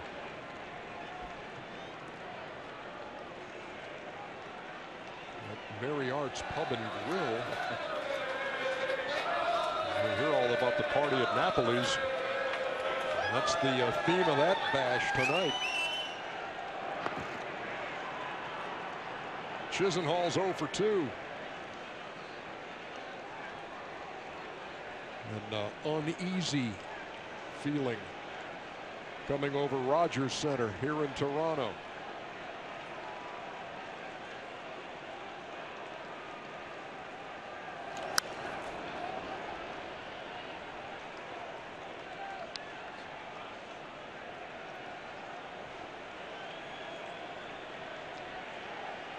Well, we talked about the base running, didn't we, coming into this series, and said that Cleveland, they were great from going first to third. Well, part of being a good base runner is taking advantage of the ball in the dirt, and Napoli did. Yeah, I remember what Terry Francona said. He said, we got some guys that can steal the bases, but they're smart base runners. We saw Roberto Perez run the bases really well early on. Mike Napoli right there doesn't have the speed. He's not going to steal a base, although he does have one, a delayed stolen base.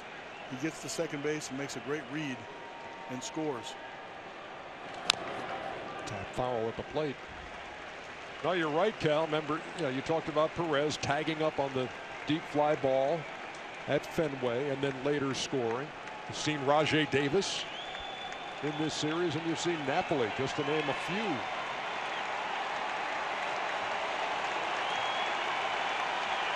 They stole a lot of bases, but base running doesn't stop there. The 1-2 is lined to center. Pilar is right there for the second out. Getting some better swings against Biagini tonight.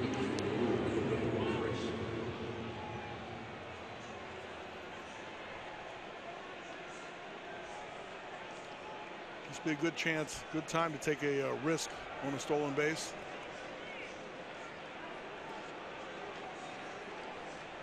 Kipnis got his, so he was trying to give a high five to Chisenhall, who wasn't hearing it.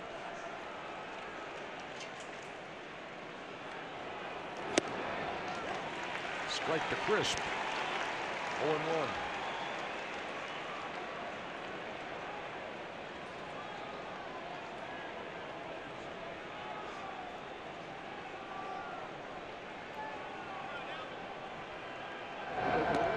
So 4 runs charged to Marcus Stroman.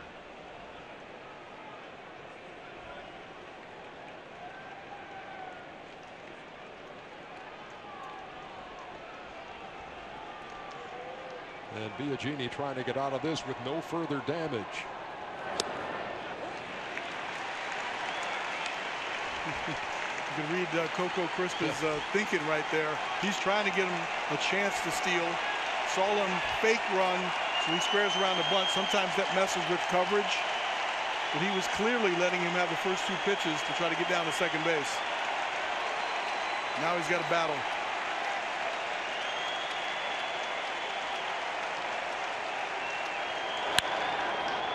Fly ball to center on the 0-2 pitch. Pilar drifting back and makes the play.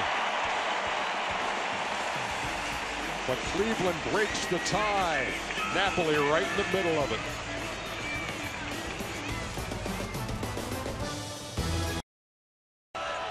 Amex card members now through December 31st. There's a big reason for you to shop small across America. Learn more and enroll your eligible card today at americanexpress.com/shop small offer. Terms apply. They always do. Zipping right along into the bottom half of the 6th inning. Troy Tulowitzki leading off against Brian Shaw.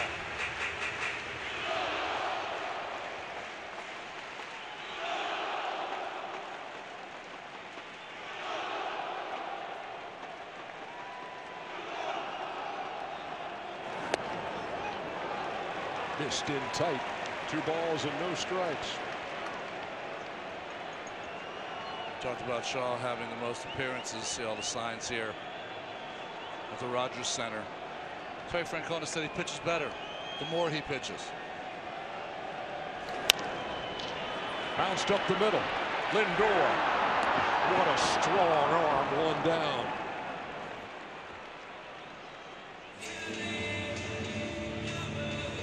Good communication between those two.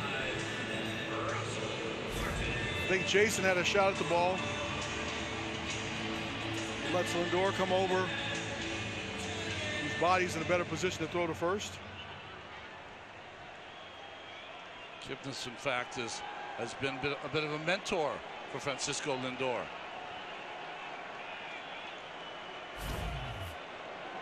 Even talks about, Cal, the fact that he has to get on the kid every now and then as the veteran on that infield.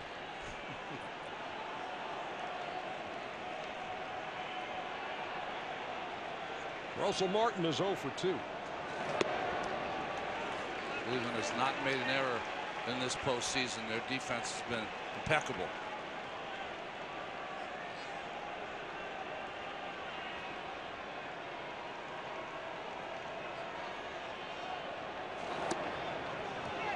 No ball, no. 2 balls and a strike. There's only 1 error made on the Toronto side. That was on the pickoff throw the other day. There's a veteran, Jason Grilli, up in the bullpen for Toronto.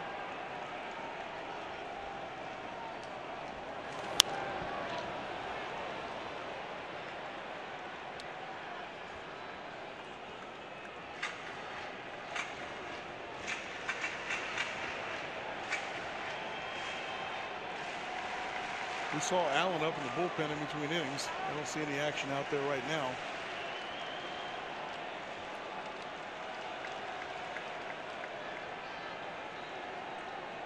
Seemed kind of odd to have him up. Then again, you've learned to expect the unexpected. Maybe he's just getting loose for later in the game. Martin slaps it foul. Cal, if you're a hitter against Shaw, you got to feel like if you're a right-handed hitter, almost every pitch is going to be middle of the plate away. Yeah, it's got such late movement, cutter, and it's got good velocity. So you got to stay on it. Think right center field, right field. And then if he does bring one in with a little bit more part of the plate, then you can react to it. But you can't pull off of this pitch. He struck him out. 2 down here in the 6th. Well, there was a pop-up earlier. Lindor kind of stole it from Kipnis. He looked back at him with that big smile. Kipnis looked like he wanted to strangle him as he sprinted off the field with him. That's the tough love from Kipnis. Almost as entertaining a duo as Elvis Andrus and Adrian Beltre in Texas. A special relationship. 2 up and 2 down here in the 6th. Here's Michael Saunders, who got Toronto on the board with a solo shot to lead off the 2nd.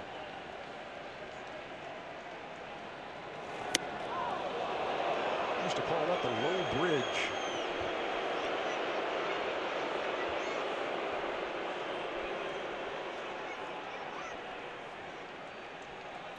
Ball didn't seem that close to Saunders, but there's very few pitchers that are thrown up and in anymore, so always surprising to the hitters.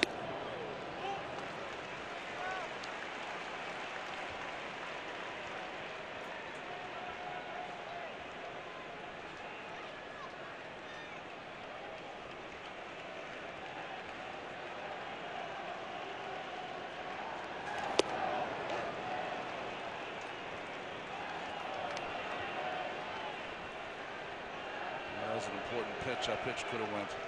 I thought it was a ball outside, but Shaw got the call.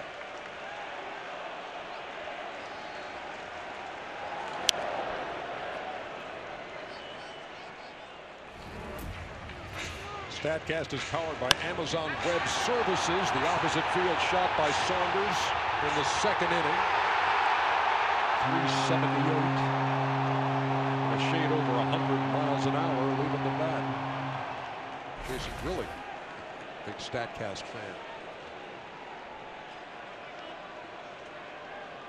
2 balls, 2 strikes. Saunders waves at it and fouls it back. And Perez runs out of room. Really impressed this postseason with the defensive skills of Roberto Perez. He's been outstanding.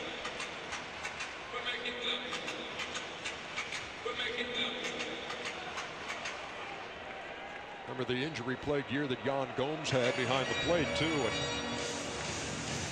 rehabbing a shoulder, and then just about to come back, gets hit by a pitch, works his way back from that, and homers on the last day of the season, makes the roster.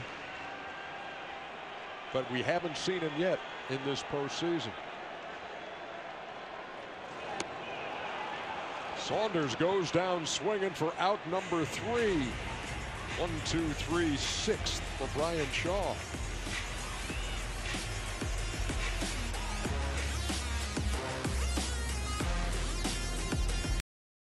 In this series, Tuesday afternoon at 4. Game 5, if they need it, will be Wednesday. Also an afternoon start. Coverage beginning at 3:30. Top half of the 7th inning, Jason Grilly makes his first appearance of this series for Toronto. Tyler Naquin takes 1-0. Well, Grilly's best year in the major leagues was 2013 with the Pirates, when he had 33 saves in 56 games. Those are his numbers this year with Atlanta and Toronto.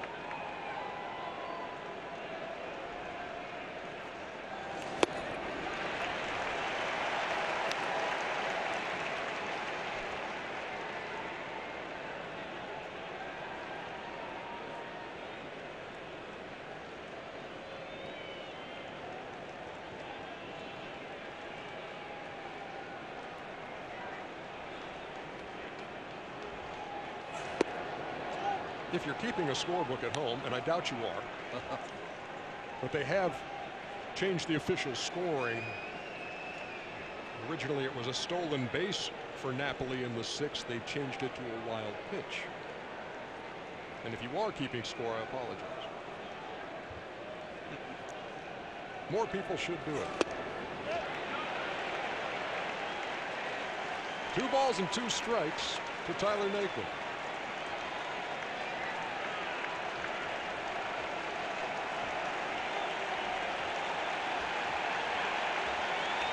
He's 0 for 2.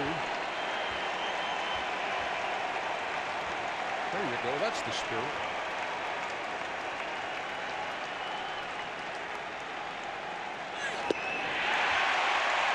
One down here in the 7th. We talked about Jason Gurley's huge year with Pittsburgh when he made the All-Star. Still one of my favorite stories, Ronnie. Yeah. The day he got the word, the team was in Chicago, and it was that weekend Clint Hurdle had the players take their dads with them on the road. And for Jason to be able to tell his dad, I just made the All-Star team, in the outfield at Wrigley Field, and his dad said, hey, you want to play catch? And they had this Field of Dreams moment at Wrigley. Guy's been through a lot in his career. Various injuries and has seen some real mountaintop moments in his career as well. You know, his dad was a teammate of mine one time. Yeah. Did you know that? Yes, indeed.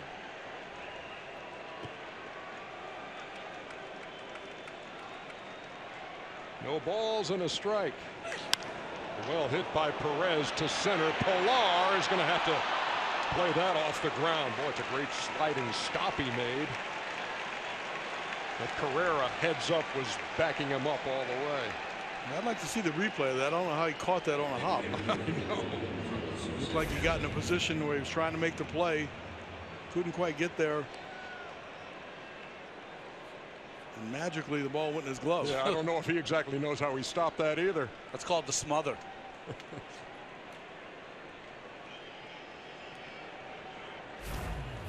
So Perez with his first hit of this series. He's at first with 1 down. It's the top of the order. Carlos Santana walked and scored in the first, couple of pop outs in the 3rd and the 5th.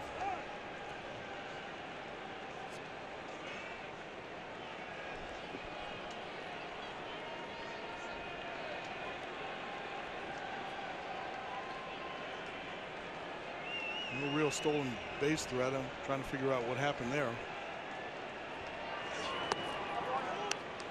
We saw Santana hit a home run from the right side in this series, but he's got more power from the left side. 35 home runs this year, 30 of them against right-handed pitching.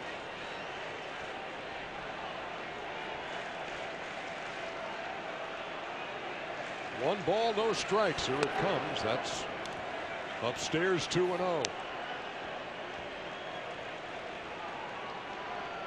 This game was tied 2-2 through 5. Then Jason Kipnis homered.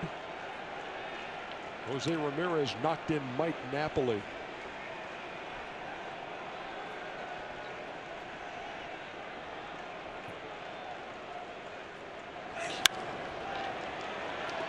In the air, shallow left. Carrera on.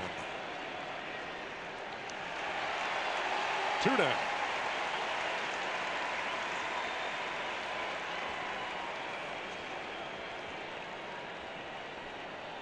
John Gibbons making the walk to the mound. Jason Kipnis is due. And they'll bring on the left-hander Brett Cecil to face the left-hand hitting Jason Kipnis. We'll be back right after this.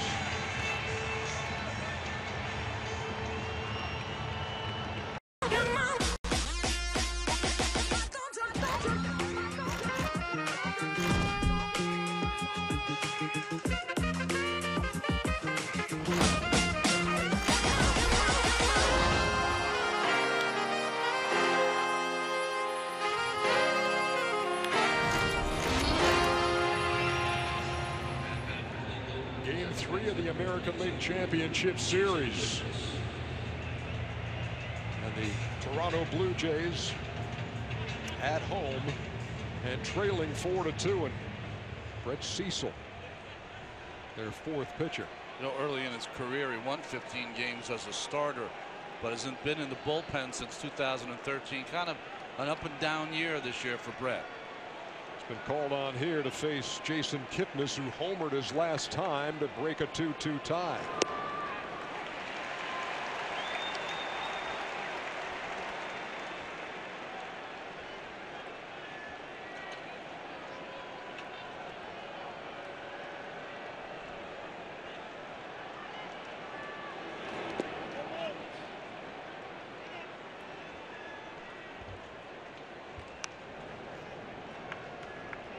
Lefty and a righty in the Toronto pen. Meantime, Cody Allen is up and throwing in the Cleveland pen.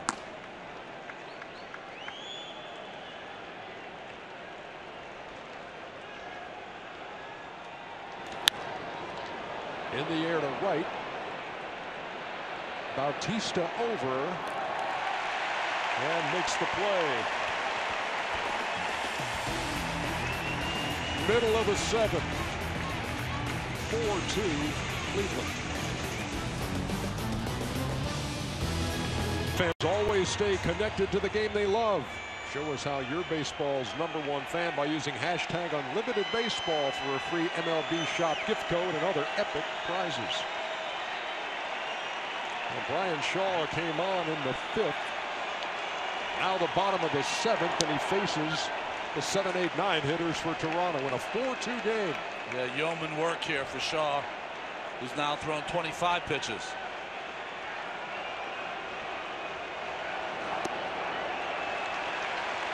(2-0) to Kevin Pillar. He's 0 for 2. Grounded out to the pitcher, grounded out to third.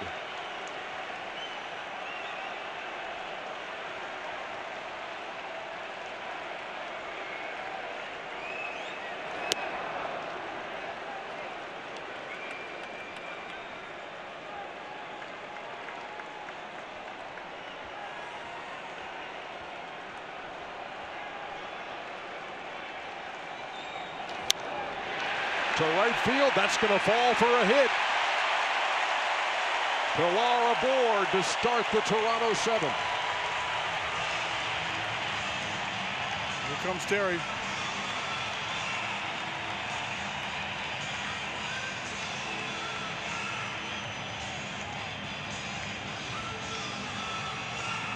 Ezekiel Carrera is due for Toronto. He's 2 for 2 with a triple.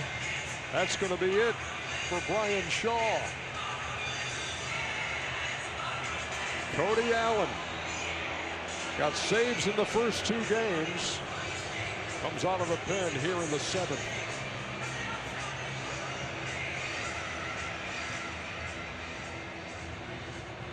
Spotlight is presented by the Hartford. The bullpen getting their work in on a night when Trevor Bauer left after 2/3 of an inning run. I mean, it's one of these games that you usually see in March in Arizona or Florida. But here, one of the biggest games for both the Blue Jays and the Indians. Indians run through their bullpen. So right when you think you figured out Francona, I think this is Miller time, but now it's Allen time. Good job by Brian Shaw. Outstanding. Allen's been in 4 games this postseason, hasn't allowed a run in 5 innings of work. Carrera tripled his last time.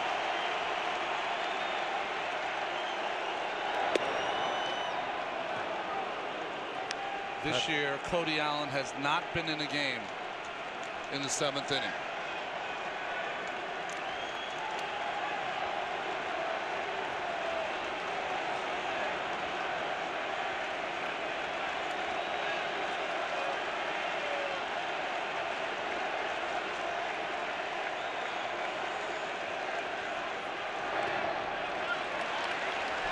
Ball and a strike.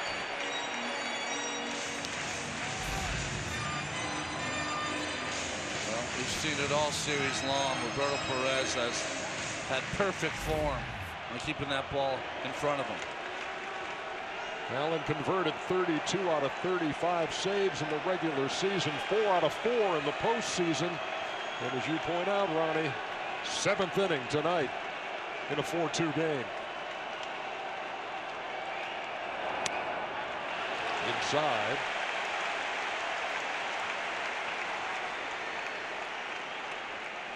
So what do you make of the logic? Do we not define closers anymore in the playoffs? Where the closer then now comes in the 7th inning of a ball game, and now maybe Miller is a closer in this ball game.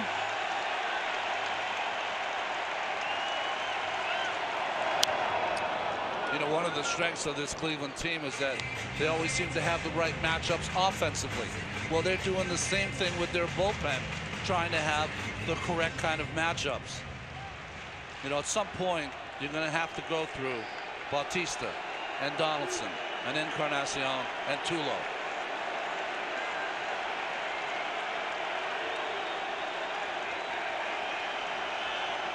Two balls, 2 strikes. Pilar with the lead at first. Full count. It's a special group of guys that can put their ego down or look at what their role is and just say, okay, I'm a pitcher. Francona, use me any way you want.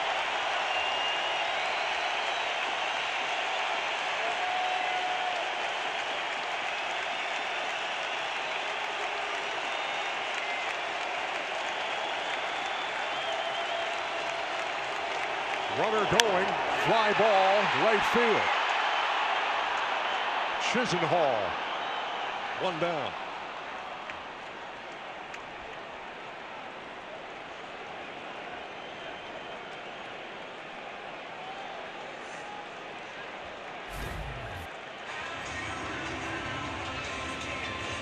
He took a really great pass at this, just missed getting that out. It was almost like it was just the way enough, Cal.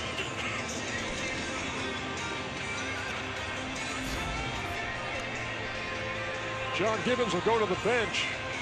Call on Justin Smoke. The pinch hit for Ryan Goins. Remember, Smoke only got on this roster for the ALCS because of the injury to Devin Travis. Home run power from both sides of the plate.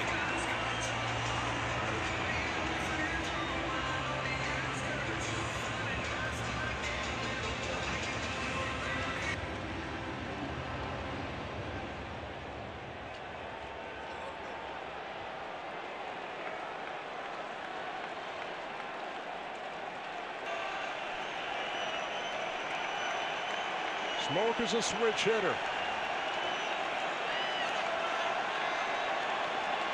Waiting on Cody Allen.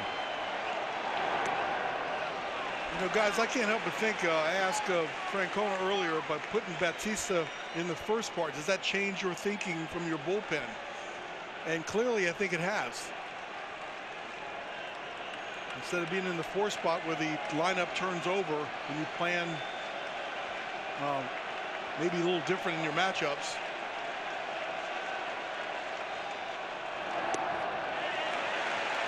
Two 2-0. Yeah, Bautista hitting leadoff tonight in the on-deck circle, and then it's Donaldson and Encarnacion.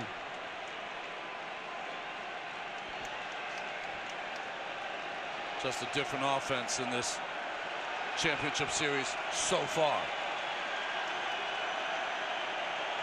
Pilar going. Here's the throw. He's in there, and Lindor trying to keep the tag on him. But Pilar held the base.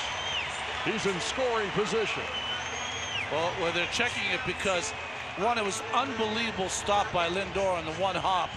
And then he went right back at Pilar to try to tag him because Pilar thought the ball was going into center field. Whoa, that's close. You can call him out. Well, look at his foot. Is his foot on the base too?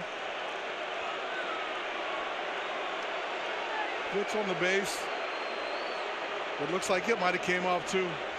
That's the right call, Cal. His foot was on.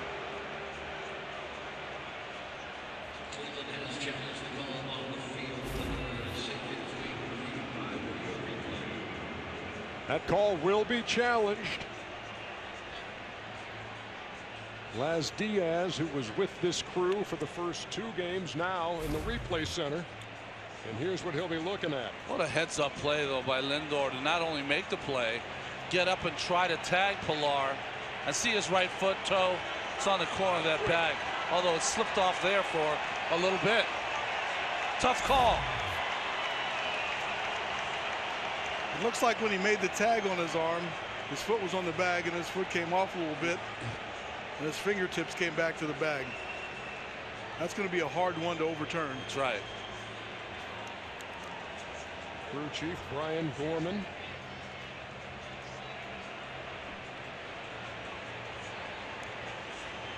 $50,000 fans.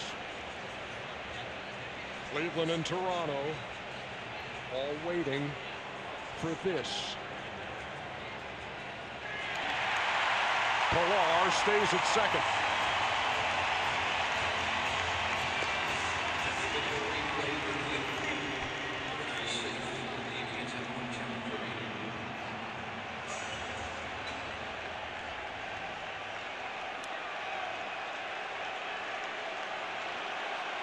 Maybe that's the break the Blue Jays needed.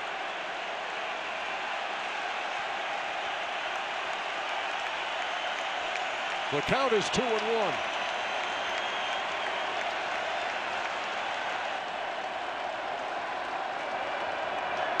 And Smoke takes a strike. 2 balls and 2 strikes. Well, Allen so far has really mainly featured that breaking ball since coming in. Smoke 4 for his last 39 with a runner in scoring position. That runner is Kevin Pilar.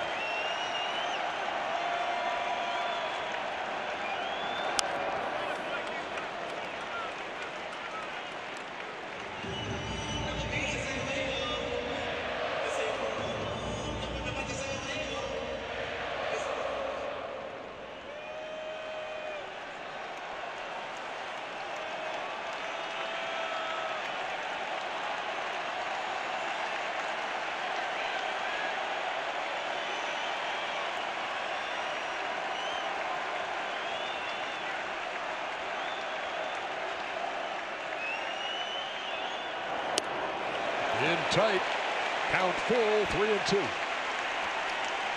Well, he threw the breaking ball 2-1 on the 2-1 count. I wouldn't doubt he'd throw it again on a 3-2 count.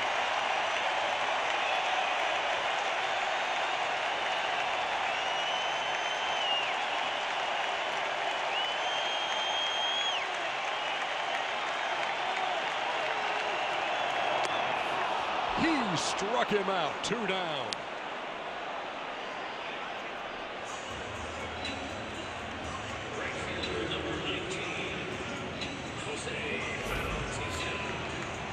Well, you got 2 straight fastballs from Allen to get to that 3-2 count, and he counters with that great breaking ball.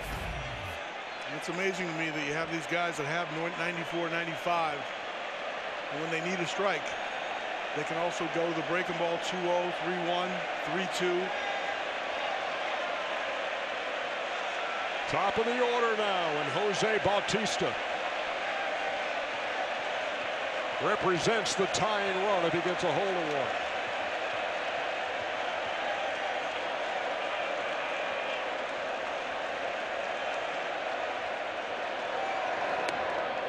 There's a strike. Bautista making some headlines by looking at the offensive production the first couple of games and saying the circumstances were against him. Didn't specify exactly what, but everybody knew what he was talking about.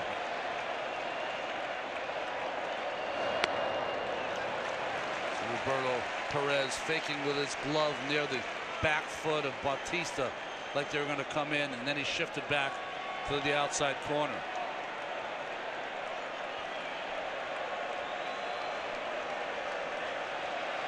One ball, 1 strike.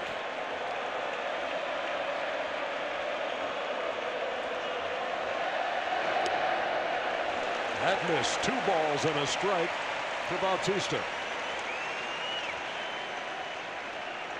Pilar started the inning with a single to right. That's when Cody Allen replaced Brian Shaw. Got a fly ball from Carrera, struck out Smoke.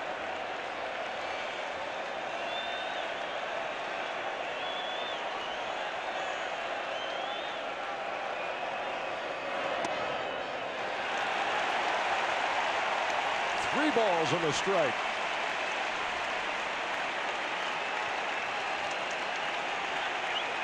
Not the kind of numbers you see if you want to see if you're Toronto. I don't see him giving in right here with a fastball. Batista's dead red. Had some good swings at the fastball. I can't see him challenging him here with a fastball. He did. I don't think Batista believed it either.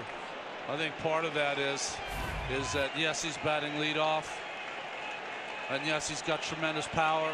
But the best hitter in the postseason for the Blue Jays is the guy behind him, Josh Donaldson.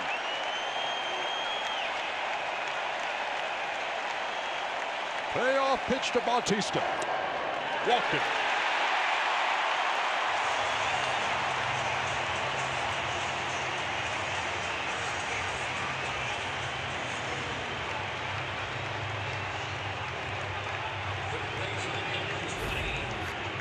It's the right call here from Gorman. Off the plate away. Tried to bring that fastball back to the outside corner, just missed.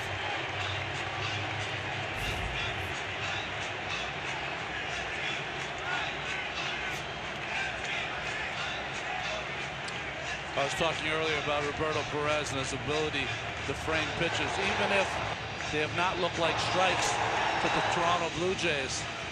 He still has done a nice job of framing pitches that have upset the Blue Jays, but maybe he's gotten his pitchers those calls. That was the first walk issued by Cleveland pitching since Trevor Bauer walked 2 in his 2/3 of an inning to start this game before he left with the bloody pinky finger on his pitching hand. They're at first and second for Josh Donaldson.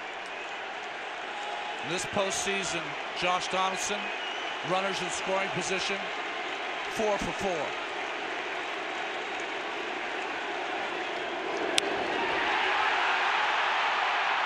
In left field, Coco Crisp made that play. It looked for all the world like it was going to be 5 for 5, but Crisp coming on made that catch and saved the day, at least in the 7th inning. Look at the veteran. Cradling it against his chest for out number 3.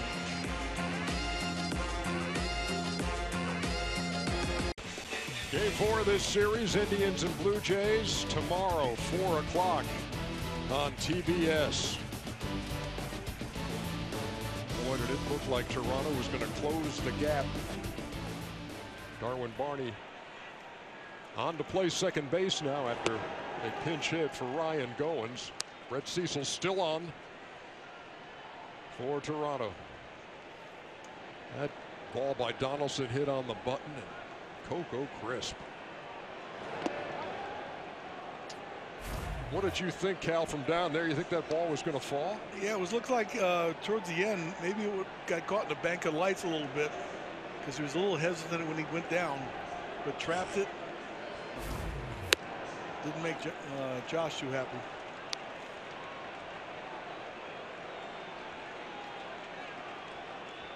They've been playing this kind of defense for the whole playoffs.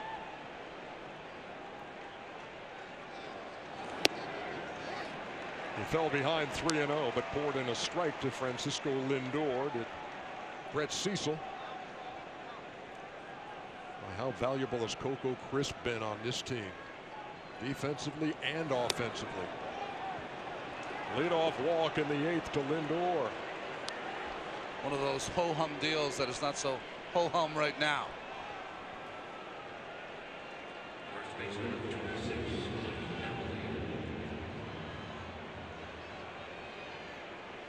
Here's Mike Napoli, who's been on every trip tonight. Doubled home a run in the first, homered in the 4th, walked and scored in the 6th.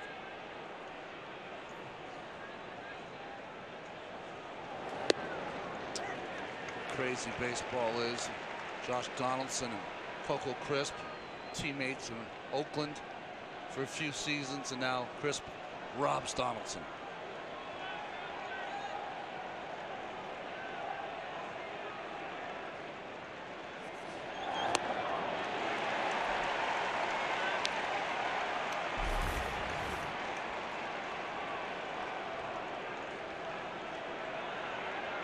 Lindor, Santana, and Chisenhall were the only Indians with hits through the first 2 games.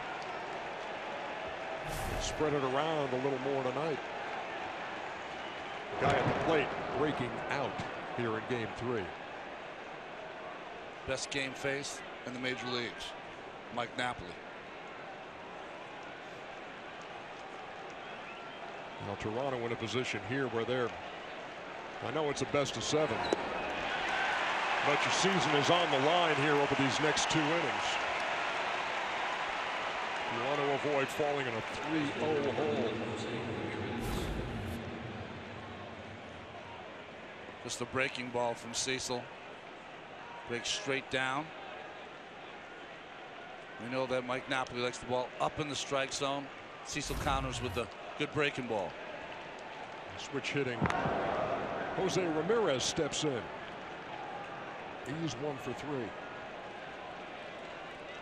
He greeted Joe Biagini with a base hit that scored Napoli and provided the Indians with their 2-run lead. It's 4-2 as we play in the 8th.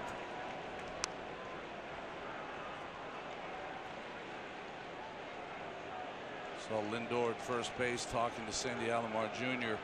trying to get a little help here. Cecil opposition 6 for 6 in stolen base attempts.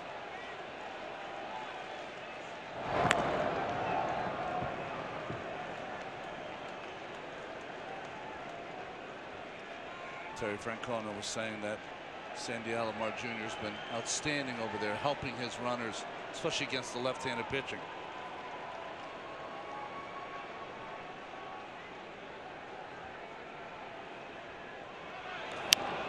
Thought he was going. It was a heck of a bluff as it's fouled near first. Encarnacion makes the play for the 2nd out. Yeah, I always didn't like the extra foul ground here as a hitter. It's not quite as bad as Oakland, but it's pretty close. A lot of room on the sides to foul out. You want to get that back as a hitter, you get one more chance. That's way back up there in Fenway. There's one of the least foul ground. There's ample foul ground here, though. Lonnie Chisenhall steps in. 0 for 3 tonight. Haven't said 0 for when it comes to Chisenhall in this postseason. Hits safely in every game. Tonight he's grounded out, struck out, and lined to center. There goes Lindor. Here comes the throw, and he's in there. Nothing Russell Martin likes more than a good challenge on the base paths.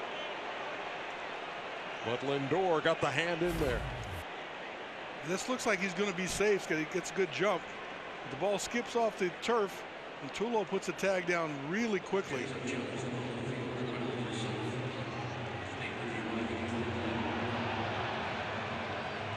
He slapped that tag right down in front of the bag. And look at the hands of Lindor. They seem to go on either side of the glove. And did he come off the base?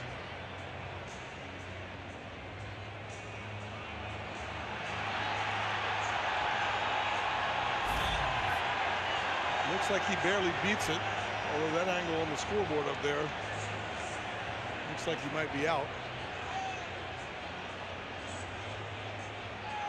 When it comes to these plays, it's always do they have enough in Chelsea to overturn the call on the field? That's the difficult part.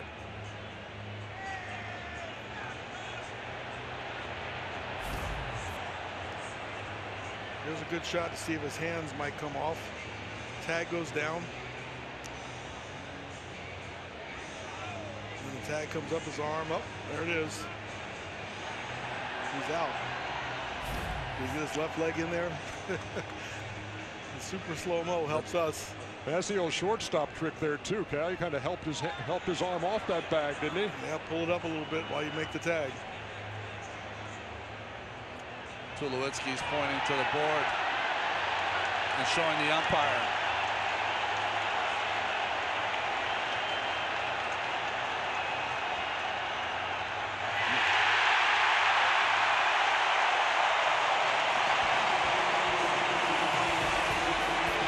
We're heading to the bottom of the 8th.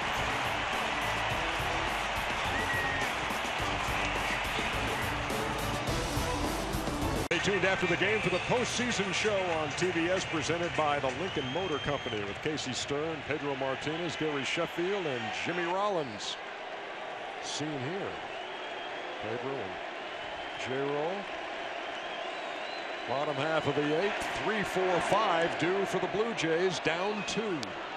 It looked like Pedro was trying to figure out, what Tito Francona is going to do and how he's going to do it.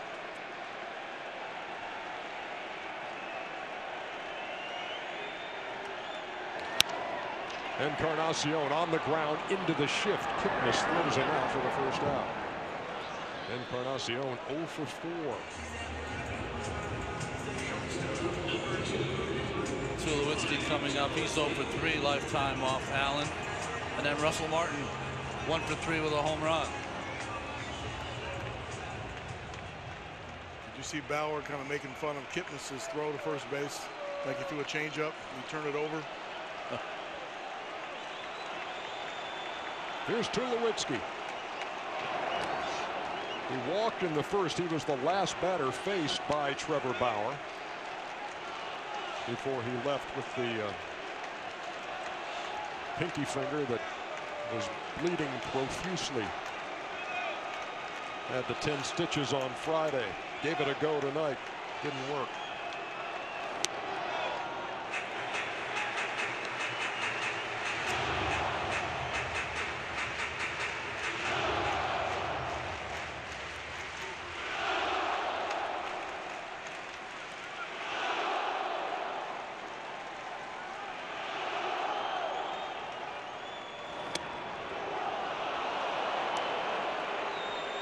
Two balls and 1 strike to the Blue Jays cleanup hitter tonight. Tulowitzki 0 for 2 with that walk. Toronto down 2 and trailing the series 2-0 as we play in the bottom half of the 8th. That's a pitch Tulowitzki did not like. Felt like that ball was down and away on our strike zone. You'll see that it was.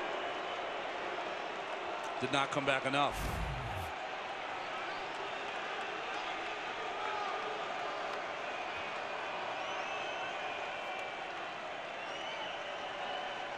The 2-2. Ski right 3 called. 2 down here in the 8th.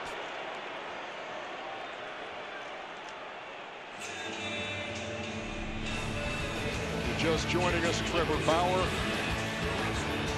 Cutting his finger on that drone. Tried to start with the 10 stitches and didn't get out of the first inning. Too much bleeding. His night was over. Dan Otero, Jeff Manship, Zach McAllister, Brian Shaw, Cody Allen have all come on in relief. And now Andrew Miller enters the fray in the bottom of the 8th. Back to Game 3 in Toronto after this. Back-to-back days, in a series like this, it's certainly a challenge to figure out, okay, I got him this time, how do I do it the next time? And they're thinking just along with you, but you do what you can, you trust your catcher. I think, Roberto's done an awesome job and keeping an eye on maybe what direction they're leaning or what they're looking for in his mind, and, we follow him, and I think just, trust that the work we put in is going to pay off. Well, here he is, Andrew Miller on.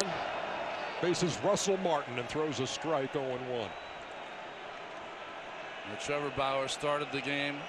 Now with all the relievers, 129 pitches thrown by Cleveland Indian pitchers. In this postseason, Andrew Miller, 7 2/3 innings pitched, no runs, 17 strikeouts.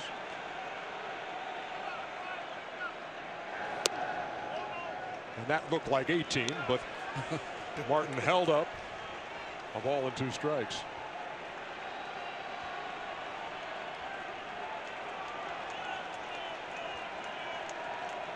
In this series, he's faced 12 hitters, struck out 10 of them, and make that 11. out of 13. And it's still a 2-run game as we go to the ninth.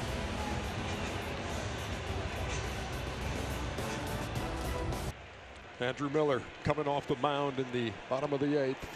Telling Roberto Perez, nice job, right back at you.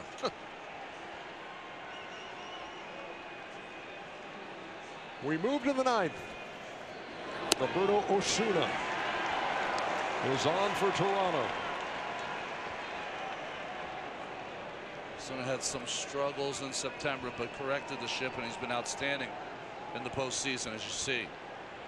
He's the 5th Toronto pitcher, and he throws inside to Chisenhall. A ball and a strike.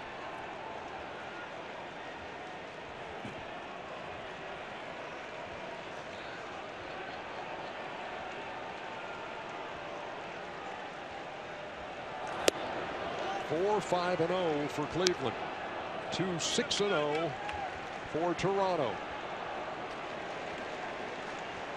This Blue Jay team that hammered the Texas Rangers. Scored 1 run in Cleveland. 2 tonight at home. Terry Francona trying to get a win with a bloodied sock and with a bloody pinky.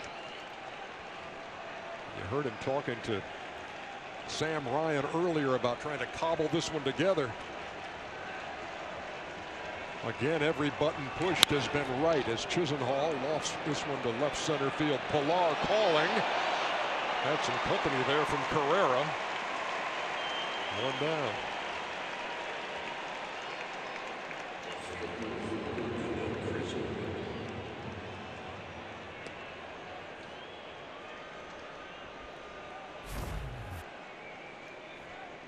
They both called the ball at the same time, it looked like, so they couldn't hear each other. Center fielder has priority over the left fielder here. You'd rather your left fielder stop instead of running in front of you as the ball descends, though. Coco Crisp, of course. Base hit to right. What else can he do? Made a sensational diving catch to preserve the 2-run lead, and now singles with 1 out in the 9th. He's thinking about stealing the base is what he's thinking.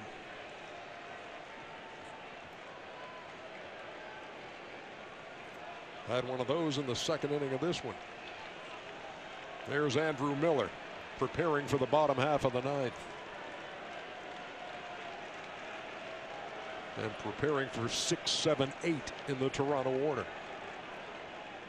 Coco takes that interesting lead. He opens up that right leg at a kind of a 45-degree angle, so he's getting a a better look at second base. And the longer you hold, the more he leans out on his right leg too.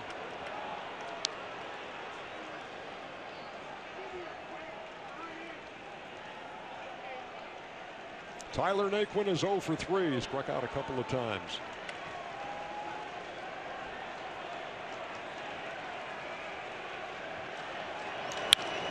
Well hit to the gap in right center field. That ball's going to get down. And it's going to bounce over the wall. And that is a tough break for the Cleveland Indians. Because Coco Crisp scores easily if that ball caroms off the wall.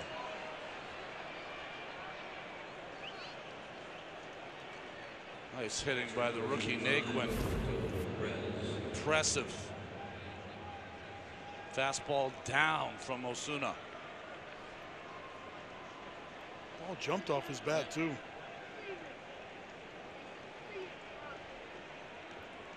That was a good read by Coco. That's why he would have scored easily if it would have stayed in play. But runners at 2nd and 3rd with 1 out for Roberto Perez. Well, the infield's in, but you also have to be at least a little leery of maybe a bunt attempt by Perez.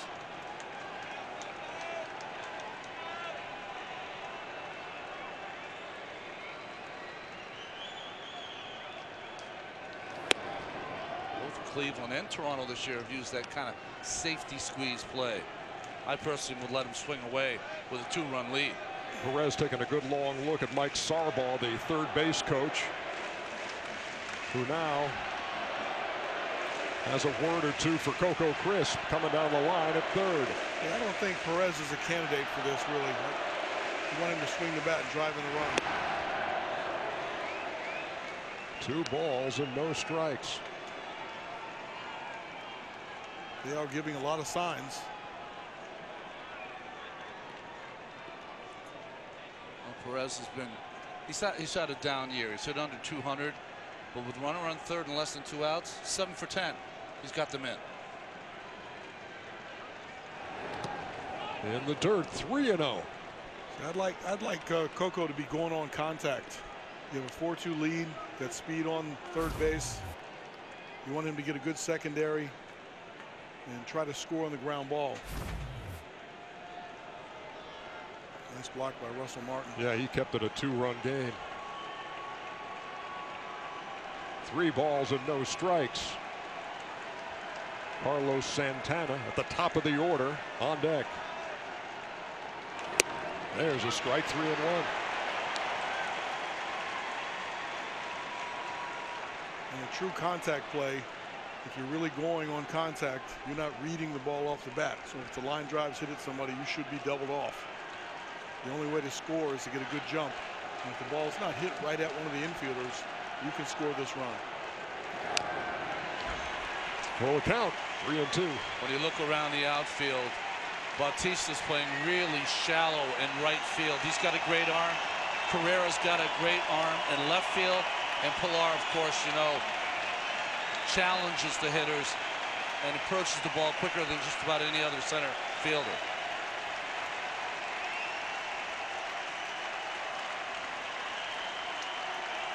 Osuna delivers the 3-2, and he struck him out. He battled back from 3-0, and that's out number 2.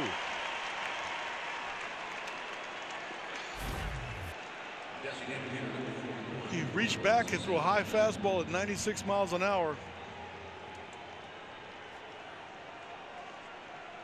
Could not catch up with the high fastball.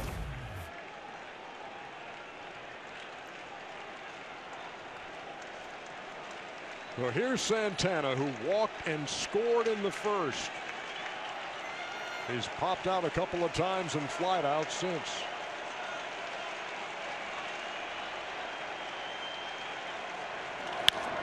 Grounder right side. Darwin Barney throws him out. Golden opportunity to pad the lead. Indians don't cash in. We head to the bottom of the ninth.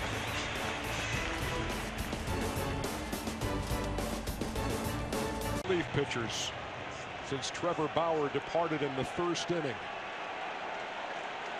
Andrew Miller goes to work in the bottom half of the ninth.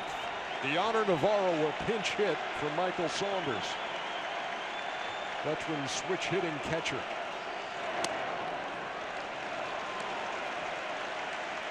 It's not all been smooth sailing for Miller here. His last 15 2/3 innings pitched, he's given up 5 home runs, but not the Miller we've seen. I don't believe you, Ronnie. Yeah, I've read it. I didn't believe it either.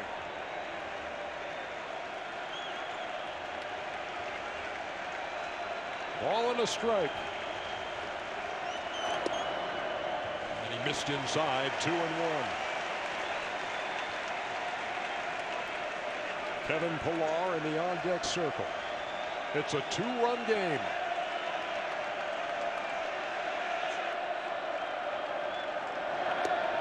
Breaking pitch over. Nasty 2-2. I mean, watching him enough now, when he needs a strike, yeah, he goes to his breaking ball. You got to convince yourself as a hitter, I need to sit on, and that might be the breaking ball to hit because it starts away and come back to the middle. Served into right field. That's going to fall in for a base hit. Navarro delivers a pinch hit single to open the ninth, then bring the tying run to the plate.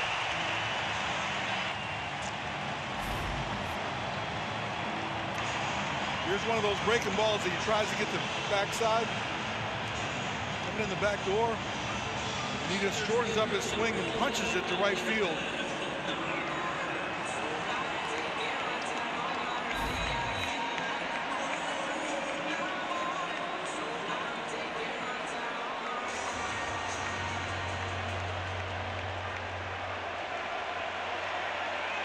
Here's Kevin Pillar. Melvin Upton has moved into the on-deck circle.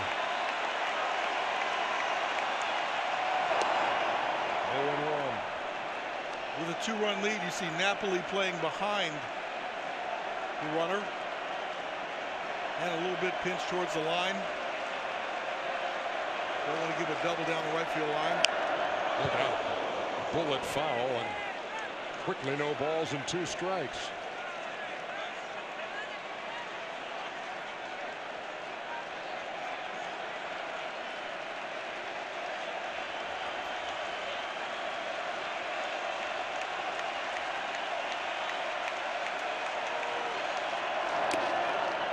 And he blew him away for the first out.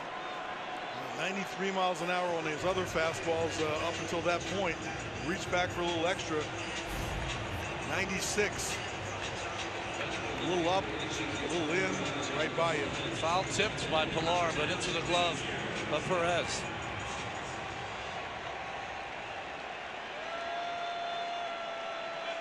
So 1 down here in the 9th and a runner on. Toronto in danger of falling into an 0-3 hole. But again, the tying run at the plate in the person of Melvin Upton. Melvin Upton Jr. has the best numbers of anyone maybe in all of baseball against Miller. 5 for 14, 3 home runs. Much of that coming several seasons ago. They both remember.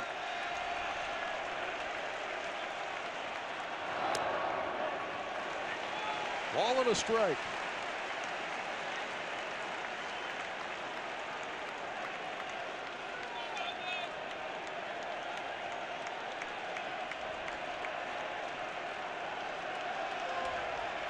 The Indians looking for 2 more outs.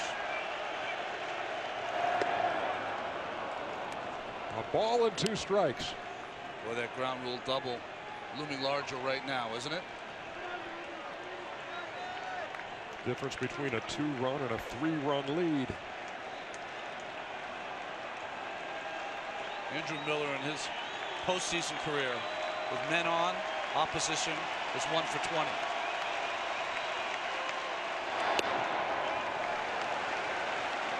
Even up, 2-2.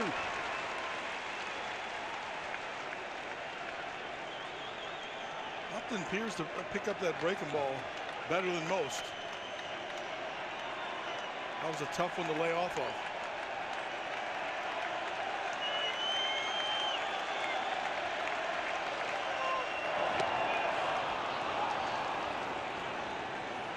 One out away from a 3-0 lead.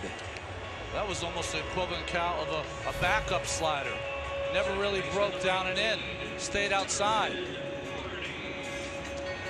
And it makes you wonder whether all these different breaking balls are intentionally thrown, whether he's going to go backdoor, try to get a punch out. We've seen him bury it down and into the righties. It looks like he's just overthrowing that right now. Darwin Barney trying to keep the Toronto hopes alive with 2 outs here in the 9th. Handcuffed him. 1-1. Another example when he needed a strike. 1-0. He goes to his breaking ball. Every out recorded by Miller tonight by strikeout. And he's a strike away from his 4th of the night. Callie's a guy who can throw 98, who's a breaking ball pitcher. Yeah, and it's hard to convince yourself that when you get into a fastball count that you're going to get a breaking ball from him, but you will. Back up the middle. Kipnis on the backhand. Long throw. He got him. And the Cleveland Indians are a win away from the World Series.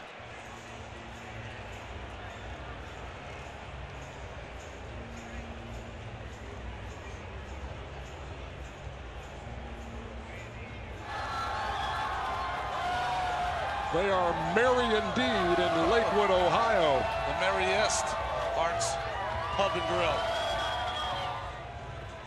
What a nice play by Kipnis. Backhands it on the run. Throws off his right foot. Strike to first base. Seen a lot of postseason games. Never seen one like this. You talk about, you see managers and their coaches shake hands after games. That was a true team effort right there, up and down that roster and in that bullpen. And the Cleveland Indians have taken a 3-0 lead in this series. Collaboration with a capital C for the Indians.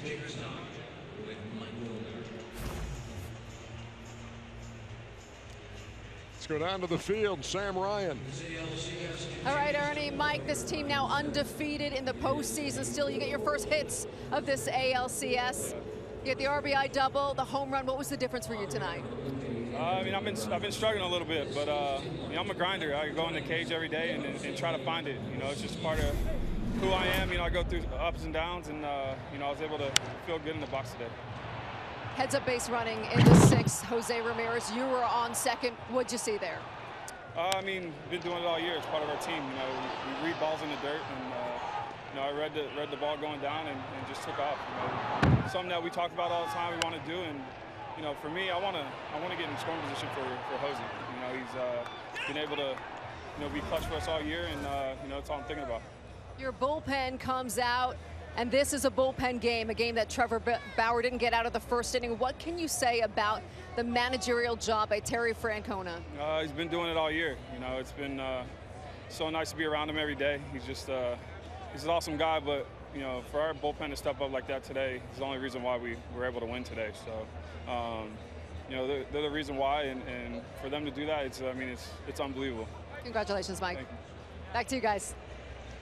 All right, thank you very much, Sam. This is, well, they knew that they had their work cut out for them the way this game started, Ron.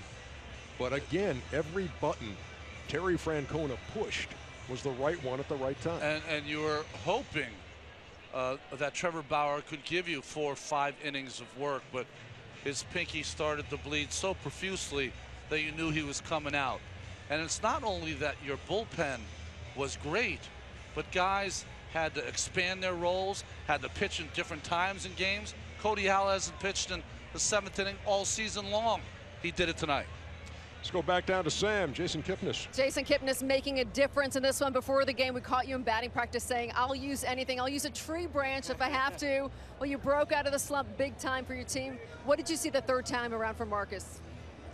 You know what? The swings were getting better for me. I was getting the foot down a little bit earlier and just being more on time with it. He dots up on the inside and away, and you just hope for one of those pitches to kind of come back over the plate, and that one did. Well, you didn't have to use a stick to get a hit in that one. Defense coming through as well, playing alongside, for instance, you saw Coco as well. How much fun are you guys having out there? Yeah, I mean, we're having a blast. Just watch us play, watch all the smiles. Guys are loose, guys are having a good time, and you're seeing the play out there kind of reflect that attitude. So when you're playing behind Trevor Bauer in the first inning and you see what's going on there, what's transpiring, and he has to come out of the game, Terry has to go to the bullpen early. What's going through your mind at that moment? Yeah, Trevor got a little leak. A couple of us had seen the wound kind of inside and knew it was a possibility of happening. He can deal with the pain, but it's getting something like that to close up. It's hard to do in this short amount of time. But we just had a couple bullpen days in the end of the year. I think we even got a bullpen win versus Verlander late in the year, so we knew that we can do this guy where we could piece together bullpen arm by bullpen arm and go 1 inning, 2 innings and still get a win. So we're still confident that we've done it before. We have the experience. And up 3-0 now. Up 3-0. It's a good feeling. We still got one more to get there, and it's going to be tough. We know these guys. We don't, just kind of like the Boston series, we don't want to wait around for them to figure it out. We want to get to them now. Congratulations. Back to you guys. Thank you, Sam and Jason. Boy, the silence that fell over 50,000 here at Rogers Center. That silence deafening. Back to wrap it up after this.